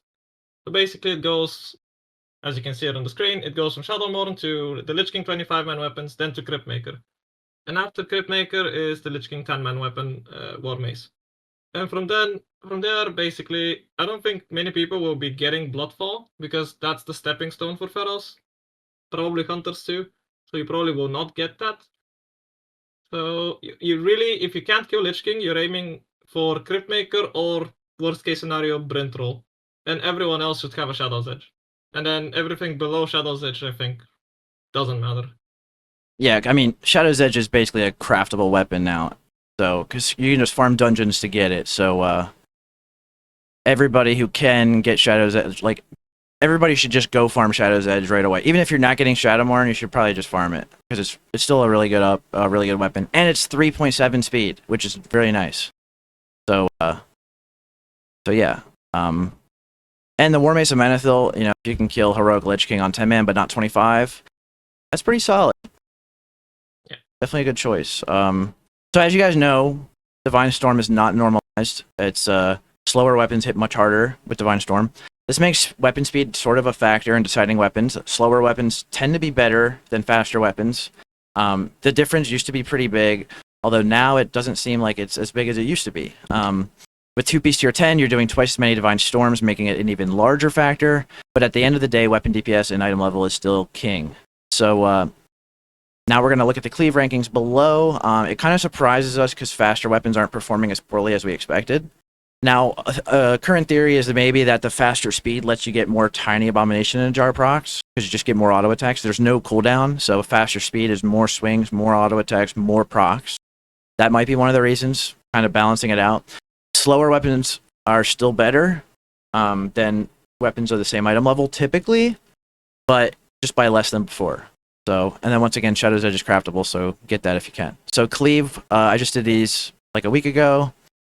Shadowmourne, obviously still the best, and Glorrenzelg and Oathbinder still the next best. Now on Cleave, Glorrenzelg is better than Oathbinder, simply because it has better stats. It's more itemized. It's better itemized because it has expertise instead of RPen. So it's just better. You can run a set with Consecration Glyph without having to get any expertise elsewhere besides your legs if you have this. So it's really good on Cleave for that regard because you're going to run Consecration Glyph on Cleave anyway, so this helps you get the expertise cap. Oathbinder just being like 100 DPS worse. Now, 100 DPS on Cleave is smaller than it sounds because we're talking like 33,000 damage, 33, 35, 36,000 damage on a Cleave sim.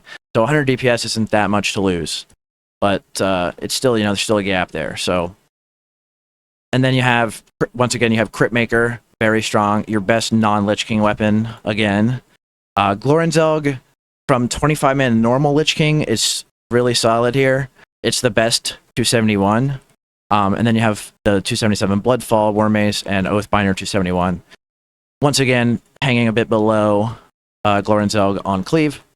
Brintroll is probably your best weapon here below these Lich King weapons, outside of Shadow's Edge, which is still decent on Cleave. And then, once again, everything below Shadow's Edge, you probably don't need to worry about too much because you're probably just going to get Shadow's Edge.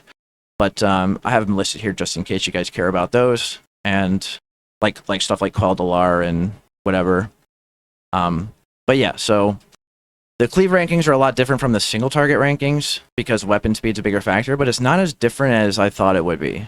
So that's pretty much all there is to cover here. There's not a lot of Cleave fights in ICC. The two biggest Cleave fights, Dreamwalker and Gunship, don't even count on the logs. Death Whisper ads probably might not count on the logs. We don't know yet. So yeah, I mean, it's just, you know, it's something you got to think about in terms of like gearing for Cleave. You know, it's not a big deal if you don't gear for Cleave as much. So the big thing here with Shadowmourne is that the quest was changed. Now, I put out a video about this on my channel, my YouTube channel, if you guys want to check that out, where I already talked about this. But I'm sure you guys already know, you don't have to spend a lot of gold to buy Serenites anymore. You can just buy them with not only emblems, but the Scourge Stones, 12 of them, which is like the Sidereal Plus. Comes from dungeon bosses, so there's like I think there's about 60 dungeon bosses total, which is 60 Scourge Stones a day. Maybe more. No. Hold on. So, this is not correct. So, Okay. RDF, you spam these in RDF. RDF does not save you in any way. You just literally sit in RDF doing the H plus the heroic gamma, and you just keep doing that. Yeah, I know. I have that listed here at the end. Like apparently Right. shorter if you just do the dungeon Well, finder no. because it What I doesn't mean knock you out. is you're not capped by how many you can get per day. Okay, I'll just remove that part then. I mean, Yeah. I just meant like if you do a world tour, you get 60 a day. But if you can But just there's if you can no just point in doing a spam. world tour because the RDF just teleports you there, and you can keep doing them even after you hit 60. Okay, I'll add a note to edit that.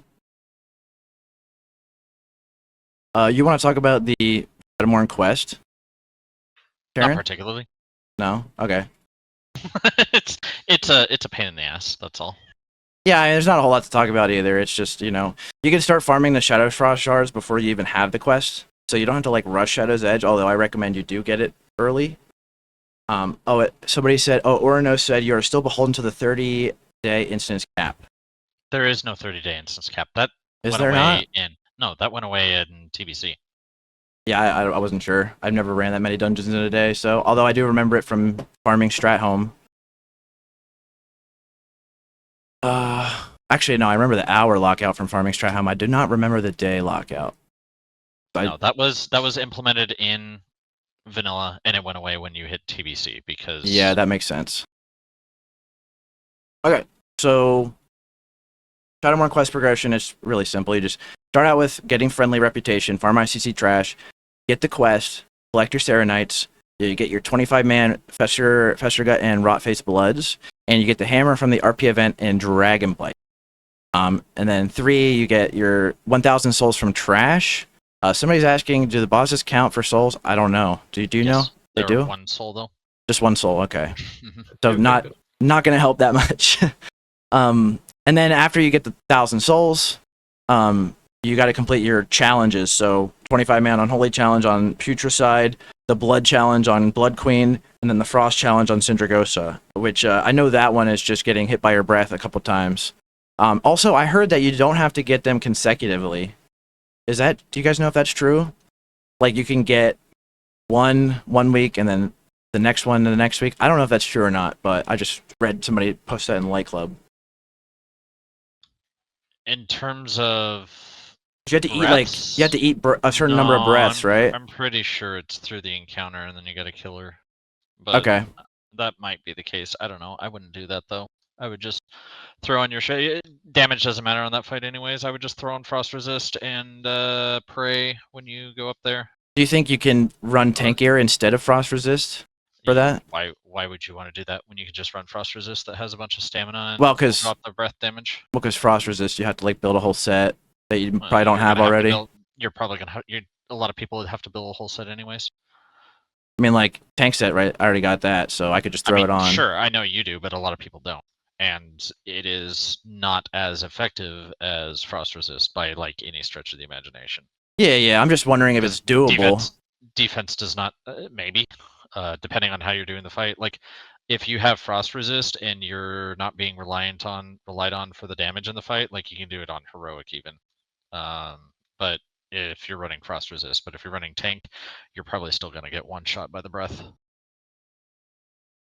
And because I saw a comment, yeah, I think you have to hit the ad to get a soul. Pretty sure. OGB says you can use the TBC Absorb rune from smithing for each breath. That's good to know. The Glyph of Warding, or whatever it's called. I mean, yeah, it's like another, 2k out of a 30 to 50k breath. Alright, so yeah, it's just pretty straightforward process. After you complete the challenges, you go farm Shadow Frost shards. I mean, you're already going to have been collecting them the whole time if you're like first on Shadowmourne. Then they drop without having to be on the quest. Also, normal and heroic have the same exact drop rate, so that doesn't matter. And then after you've gotten all the shards, you just turn them in and equip your Shadowmourne.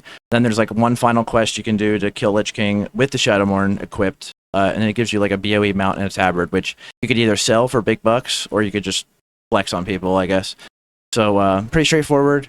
You don't have to be on the quest to get shards. You don't need to rush to turn in Serenites and get Shadow's Edge, though you might as well do it early while it's still an upgrade for you. and I think the price of them is going to drop really fast because everybody's going to be spamming RDF and posting them on the auction house. So, and then here we have our little Shadowmourne sim. Now this just got updated like a few days ago. Fury got a new APL, so they've jumped up on single target to almost where we are, tied with us on 120 or close to tied, and then a little bit better than us on 300 seconds. So we're kind of neck and neck on the Shadowmourne in that regard. They're a little bit better on cleave. You know, blood and unholy just don't get that much damage from it. So, and then also this is like a sim. Obviously, sims are limited in their accuracy across classes, so got to be careful and take this data with a grain of salt. But it looks like Ret and Fury both gain about the most. Fury a bit more on cleave, but cleave isn't a super important thing in ICC. So, due to the changes in the quest line, you should be able to get a Shadowmourne, multiple of them throughout ICC. It's going to take you an average of 6 weeks to get a Shadowmourne with a 50% shard drop rate. I think 50% is a fair assumption based on what I've seen on the PTR. I don't think it's that much less than 50% at least, if it is. It seemed to be around 50% or higher. I think it's about 33, but then you have the different bosses that have guaranteed, the end wing bosses have guaranteed drops. Yeah, so 5 are guaranteed, 7 are not. That leaves you with, and then I have it broken down here, if you have a 75% drop chance on those 7, you know, you get 10.25 average extra shard, or 10.25 total shards per week on average. That takes you 5 weeks to get the weapon. 50% drop chance, that gives you 6 weeks. 33% drop chance, that gives you 7 weeks. So that's what you guys can kind of expect for Shadowmourne there. I've seen, yeah, I mean, on PTR, I have seen a lot of shards dropping, but I haven't looked at that many. I mean, I haven't like taken a bunch of data about it or anything. It just seemed like a pretty high drop rate for the videos I was watching. And then also, you know, just like we have listed up there, we have like broken down into all the different swords, maces, axes, and polearms. Just in case you guys are dwarfs or humans, you can see like which of these weapons will have your racial expertise bonus. So if you're able to benefit from that racial expertise bonus, you can move those weapons up like a sub tier, like from B to B plus, around there, something like that. But a lot of times your racial expertise is just going to be wasted. So yeah, I don't know. Anyways, I got a question in chat about the blood DPS sim. It's using an APL that I got from the Woims Discord, which is like the Blood DK Discord. They gave me an APL to run for these sims. So, you know, it might update in the future. I don't know, but I talk to those guys pretty regularly about that shit. So I think it's pretty close, if not accurate. It just uses like the new APL that they all use. So. And then I guess the next section is Shadowmourne Cancelaura. This is kind of a big section, but I'm going to try to like blast through it quick. Pretty long on time here. So, anybody else want to talk about this before I go, or I've been talking a lot? It looks fucking awesome when you're running the Cancelaura, just for the record. Like, all things aside, like whether or not it's like good or bad, or how good or bad, you're just exploding about every 2 to 5 seconds, and it looks fun. Yeah, it's pretty sweet to let off a ton of shadow explosions every couple seconds. So, basically, expect a Weakora to ignore that, to like turn off the sound of that or something. Yeah. So I'm just gonna blast through this. We have a uniquely high proc rate for SM. So that lets us get to our 10 motes quicker and then create more shadow explosions. The way it works is that when you get 10 motes, the shadow explosion goes off called Chaos Bane, and it'll give you a buff called Chaos Bane also, which gives you 270 strength. And it does like 2k damage to whoever's around you, and it's split between the mobs that it hits. So it sounds really strong. The problem is that when you have Chaos Bane, you cannot begin stacking motes for a new explosion. And the motes themselves give you strength. I'll add a little bit of a note to add that. Actually, no, wait, I have it written down here. The motes give you strength as well. So since you can stack them up so fast, you don't lose as much strength as it sounds, because you're building that strength back up through the motes pretty quickly. So you average better than 0 at least for the extra strength. And then once your shadow explosion goes off, so the reason that we do this is so we can maximize our shadow explosions to do more damage. Other classes can't proc Shadowmourne as much as we can. We think right now that it has the same proc sources as tiny abomination in a jar, based on everything we've seen. PTR, or not, don't have Shadowmourne on the PTR, but based on testing T.A.J on the PTR, and then based on old data from Elitist Jerks that talks about them having the same proc sources. So so we can actually gain DPS on single target by canceling the Chaos Bane buff. So as soon as you get that 270 strength, right after the explosion, you just use a macro that has a Cancelaura in it to cancel the buff so that you can do another explosion and start stacking motes as fast as possible. This negates the loss of the strength buff, at least on single target, and it negates you get some strength back from the motes. So this is a strategy only for single target and Seal of Vengeance, okay? And I mean, it can be more than single target, but they have to count on the logs. And a lot of those situations you would be in Seal of Command anyway. But anytime you go Seal of Command, you need to stop canceling because Seal of Command procs SM a lot less. Cancelaura is just never worth using with SOC. So since it's split between the mobs when you're cleaving in SOC, or when you're in SOV and you have ads that don't count on the logs, you don't actually want a Cancelaura, and you would rather take the strength buff. So I have here like the conditions when you would want to use Cancelaura.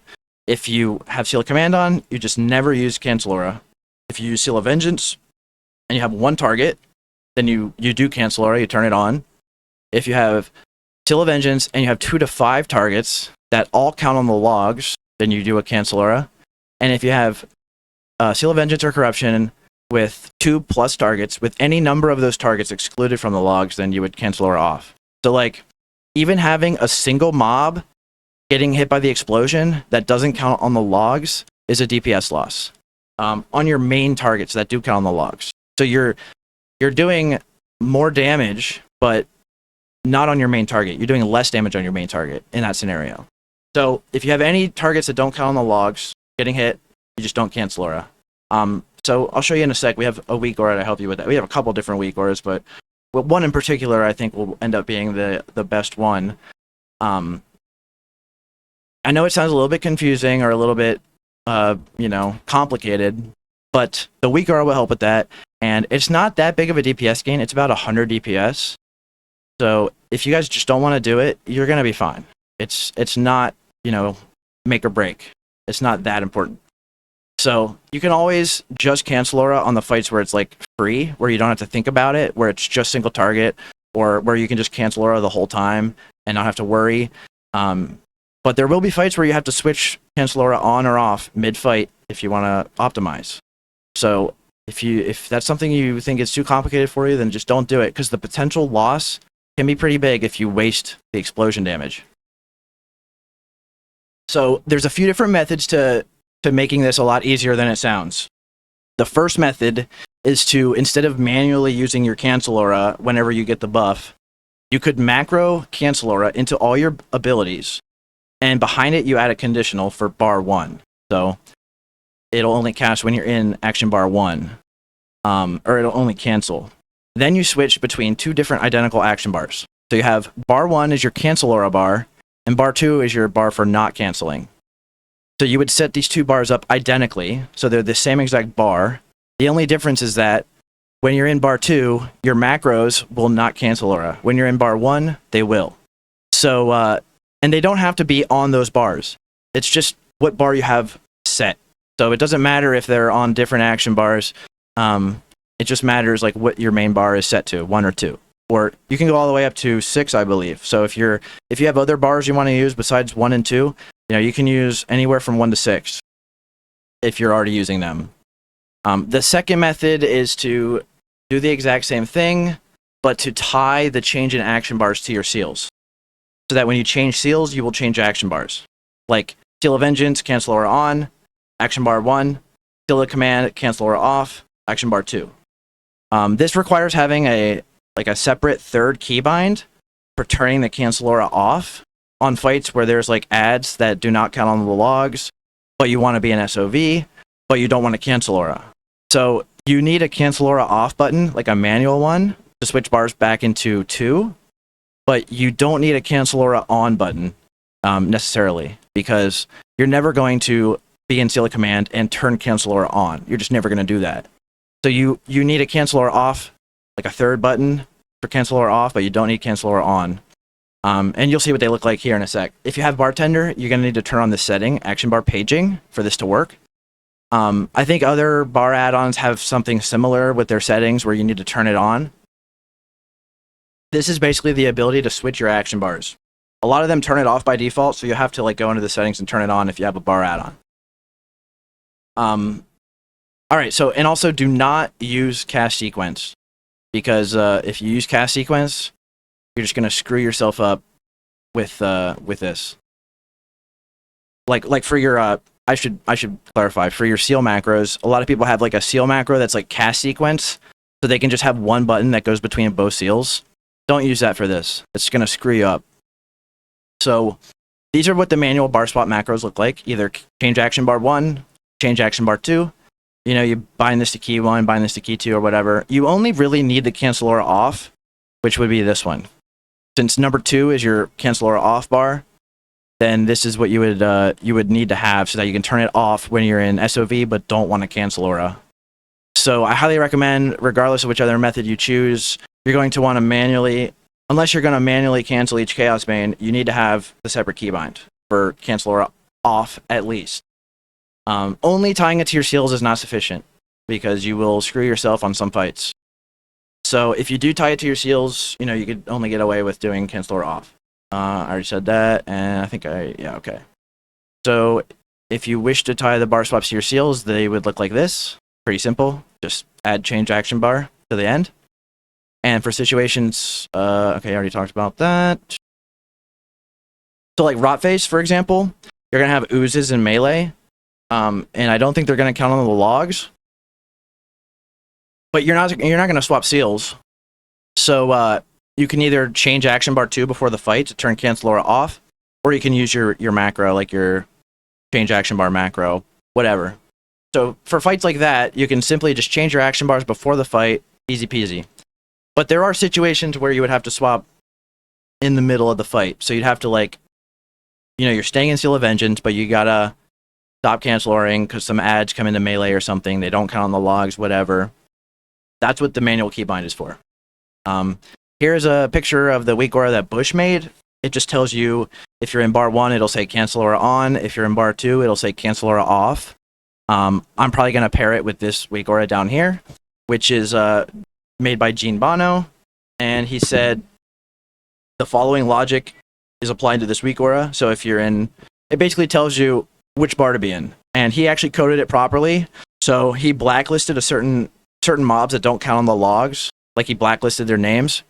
So this weak aura will, it'll check all the targets that are close by, and it'll tell you to swap or not, basically, based on that. That's as simple as I can make it, basically.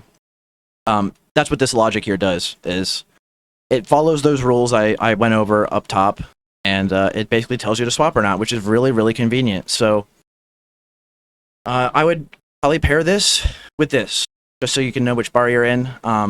Or if you don't want this one, you could also just like put an icon on your bar, like have a macro, like your 2 bars are identical, bar 1 and bar 2. So you could always have like a macro that just has a different icon on one of the bars, give you like a visual cue that you're in a different bar, something like that. Anyways, I think you guys get it.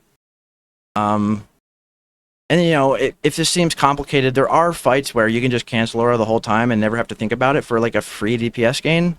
So it is something to consider, even if you don't want to do those tricky fights where you might swap. Like such as Lady Death Whisper, right? You got ads at the beginning that are going to eat up your explosions. They probably don't count on the logs, so you don't want to Cancelaura when you're in SOV, etc. But when you go to phase 2, you would want to Cancelaura. So something like that, you would swap halfway through, etc. And so, you know, we use this bar conditional so that it only cancels at the right bar. You can just add this to your current DPS spell Hand of Reckoning macros. You guys probably already have a Hand of Reckoning macro like this for Divine Storm. You just add this Cancelaura to the end. You do that for all your spells, and then you put them on bars 1 and 2 or wherever.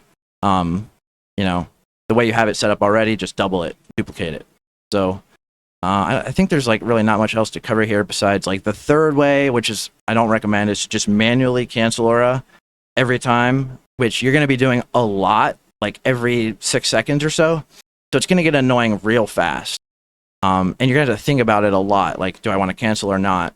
I just don't recommend it. It's a headache, but if you did want to do it, there's a weak aura that'll tell you when the buff is up if you're in SOV to cancel, but it's still not going to be perfect because it doesn't check targets like the other weak aura does above. Maybe I'll update it at some point for that, but so it just comes down to either having manual action bar swaps only and just doing it manually when you want to cancel or on or off, or tie it to your seals and have a manual off button, or manually cancel, which I don't recommend. So I just recommend everybody goes with option 2 here. Tie it to your seals, have a manual cancel or off button, and in our boss guide, which we're not going to talk about today, but when you guys check out the boss guide, we're going to have listed like all the fights that you should cancel or not at the top. So that'll help you guys with that. Goddamn, I've been talking for a long time, so I'm going to let one of you guys cover LIBRAM slot now. There's not really a whole lot to talk about here, but then we'll go into tier bonuses real quick, kind of breeze through. Don't touch the LIBRAM until you have everything else from all your tier. Might even be worth not touching the LIBRAM until after you get a couple of prot tokens as well, if you do that. The damage increase is like a little bit. It is existent. It is also important if you are doing swapping to seal a command, which won't happen as much as we start getting enough gear. So it's like you want to get it eventually, but it's not even remotely a priority. Yeah, and if you care about Valeria progress, you should still carry a PvP LIBRAM until you buy this, but it barely makes a difference, really. All right, tier set bonuses. Gonna blast through this.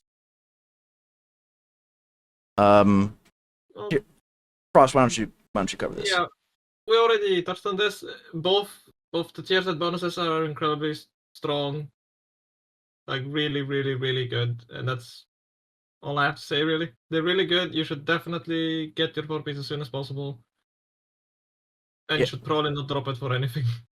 Yeah, the 4-piece is almost as good as the 2-piece, which a lot of people don't realize. So, and it also scales with T.A.J and with 2-piece. So, for best in slot sets, I'm not gonna go into every single set and show you guys all the different items. Phase 5, we don't have a cleave set yet, but I'm working on it. So you can worry about that later. All the Horde sets are red, all the Alliance sets are blue. For Horde, we have our single target bis. We have the spreadsheet here. I'll show it to you on the stream real quick.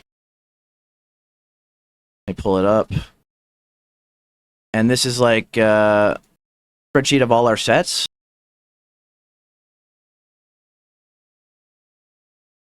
Let me just switch tabs here.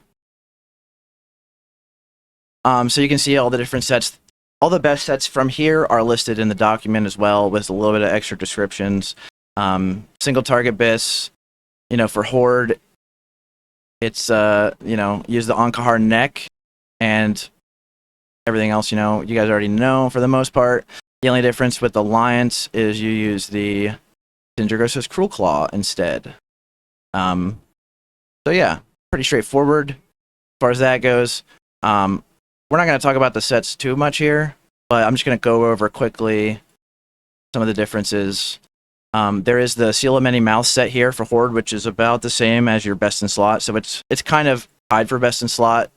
It uses Seal of Many Mouths instead of the Frost Brood ring, Arpin ring, and it uses Seal of Vengeance Glyph. So it's overcapped on expertise by 1%, but that's still fine. It still sims about the same. Alliance also have this option to go for Many Mouths set. It's a little bit worse than their bis. As you can see, it's like 11 DPS, or sorry, like 20 DPS, 18 DPS, but it's close enough that it's still a recommended set. And then for Cleave, the best set is to swap your glyph to Consecration, and then swap your ring to Seal of Many Mouths with a 20 expertise gem in it. So having a 20 expertise gem in the seal allows you to put the ring on and instantly be expertise capped when you switch glyphs. So that way, if you have a Cleave fight, you just swap on the ring with the gem in it, and you'll be expertise capped after you switch glyphs. So if you want to have the perfect setup for single target and cleave, that's what you would do. And then yeah, we also have like the leg set. Don't recommend running that. We have the low competition set, which we talked about a little bit already, but it has male bracers, male belt, and male legs. It's got a ton of mana. As you can see, it's got almost 12,000 mana, which is insane. The Divine Plea ticks for almost 600 mana, which is crazy. So this set really doesn't have to worry about mana very much. It'll gain some extra DPS just by being able to Holy Wrath more. That the sim won't really show you. So keep that in mind. It's not too much worse than Biss, about 200 DPS. But it's very easy to get. And then, of course, we have our Glornzel, Oathbinder sets. I'm not going to bother too much with these. You guys can check them out. All the stuff's available for you guys. There's some other sets that we talked about in the document, like Cleave Alternative 1. This is the old best in slot. It uses Bone Colossus. Don't recommend that. Cleave Alternative 1 is the set that has Treads of the Wasteland for Horde. This is a pretty solid setup, so don't sleep on it. It's passively expertise capped. The only difference is that you use the expertise neck and the Treads boots. It's still a really good set, and it might be easier for some people to grab, so that's worth mentioning. And then you have the, what was it? Alley Cleave, best in slot 2. Oh, no, wait. Alley Cleave Biss 2. So we have 2 Cleave Biss for Alliance.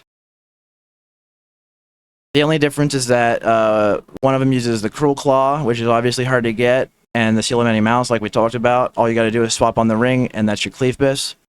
The other set uses the Expertise Neck, and it uses more Expertise gem, more Strength gems. So it takes away some Expertise gems to make up for the neck, and then adds some Strength gems. And those are about the same. Now, both of these sets run pretty good on single target as well.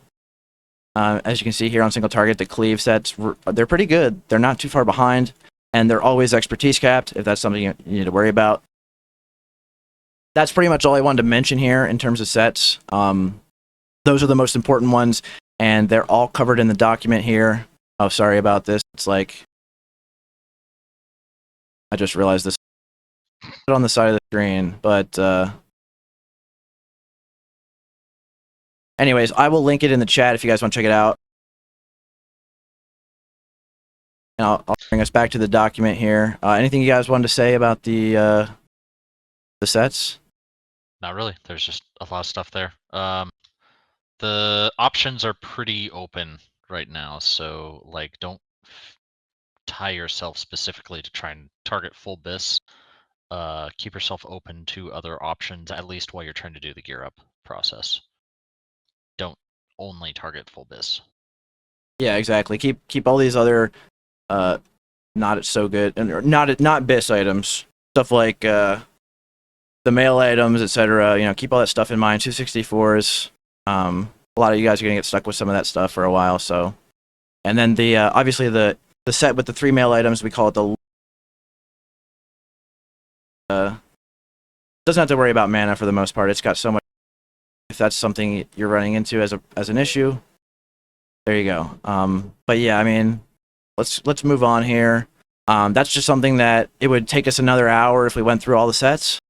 So I'm just gonna let you guys peruse them yourself. And then here we have our explanation of agility and strength items. Frost, you want to cover that? Yeah, well, you can read a lot about this, but basically the TLDR is that all the agility items are just better. The slots listed there, the cloak, the belt, the boots, the rings, they have strength counterparts to the agility versions. The agility versions are just better. Both sides are usually contested equally, so just always aim for the agility items. Same goes for the ring, although the ring is even more one-sided because the ring is even better on single target. So just always pick the agility ring. Alright, and then the Ruby Sanctum items? So Ruby Sanctum has 5 items of interest to us, which are the Apocalypse Boots, the Umbrage Wrist, the Penumbra Neck, the Twilight Ring, and the STS Trinket. So, as I said earlier, the Trinket is incredibly small, so you should really not concern yourself with it. The neck and the ring are flat upgrades if you're playing with Cruel Claw and Band of Colossus. If you're running with Ankar and Frostbrood or Seal of Many Mouths, then you need both to equip them. They aren't very big, they're like 40 to 60 DPS increases each. Really big upgrades are really Apocalypse and Umbrage. Apocalypse you just immediately equip, even if all the hit on them is wasted, they're still worth equipping. And Umbrage is basically where you drop the hit to basically make the wasted hit from Apocalypse a bit more smooth. So really, what you're aiming here is Apocalypse and Umbrage. That's what you want. Yeah. I mean, they go together pretty well. Yeah. Fixing the hit that you lose. Anyway, you get hit on the boots and the hit that you lose from abrasers. So stat priority, we already covered this kind of in the gemming section, but hit expertise, strength, crit equals haste over agi, ARP, AP. Pretty straightforward. We pretty much already talked about that. Go ahead. The only things I'm mentioning here is obviously expertise will overtake strength, haste will jump up because crit will lose value when we drop 2-piece. Armor pen overtakes attack power once you get tier 10 2-piece, but that doesn't really matter. Yeah, and then on cleave, it's the same as single target, but hit and expertise are just more valuable. So there's not that much cleave, so you don't really have to worry about that too much. You're just going to run Consecration Glyph when you do go cleave and try to get expertise cap. So here we're not going to cover the boss guide, but there is the glyph section I just wanted to cover real quick before we wrap up. Glyphs, Judgment and Reckoning we always use, obviously. They're just too good. Reckoning especially. So for the boss guide, which we're not going to cover today, but it'll have listed which glyph you want to run on each fight. If it's a cleave fight, you're going to go with Consecration. If there was a fight with super heavy movement, you might go with Exorcism, but I don't think there is actually a fight that warrants it right now. We've been trying to think about it. Well, it'll come with the boss guide, but I don't think we're going to recommend Exorcism on very many fights, if any. So for the most part, Consecration is just better than Exorcism. It gives you extra globals for DS resets, utility spells, Divine Plea, etc. Sometimes Exorcism can sim a little bit better, but Consecration is still, we're just going to recommend it. It's just better. Like most of the time, Consecration sims equal or a little bit better than Exorcism, but sometimes you'll see Exorcism a little bit better. It just doesn't matter because the benefits of Consecration are not just DPS, it's also the extra GCDs, you can cast more Holy Wraths by having extra GCDs and extra mana. You guys get it. It's a pretty big deal. So probably not going to recommend Exorcism for the rest of the expansion. And Avenging Wrath Glyph is just not worth using anymore. The fights are too long.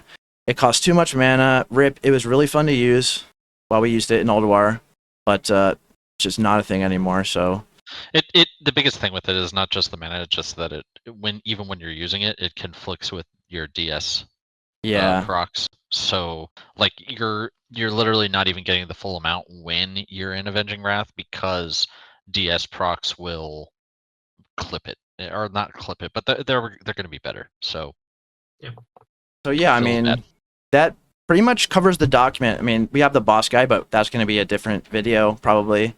You guys can check it out already. A lot of the bosses are written up already, but they're still under construction, so just take it with a grain of salt. And also, if you're Horde, don't forget to stock up on your Scourgebane draughts. About 30 DPS or so to have that on undead bosses. So you're definitely going to want to go farm those in the Ghostlands if you are Horde. Don't forget about those. They're not big, but they're not small either, so definitely good to have. Yeah, that's pretty much it. That's the whole video. I would love to do a Q&A, but it took us too long. It's a 71-page document, and it just took us way too long to get this far.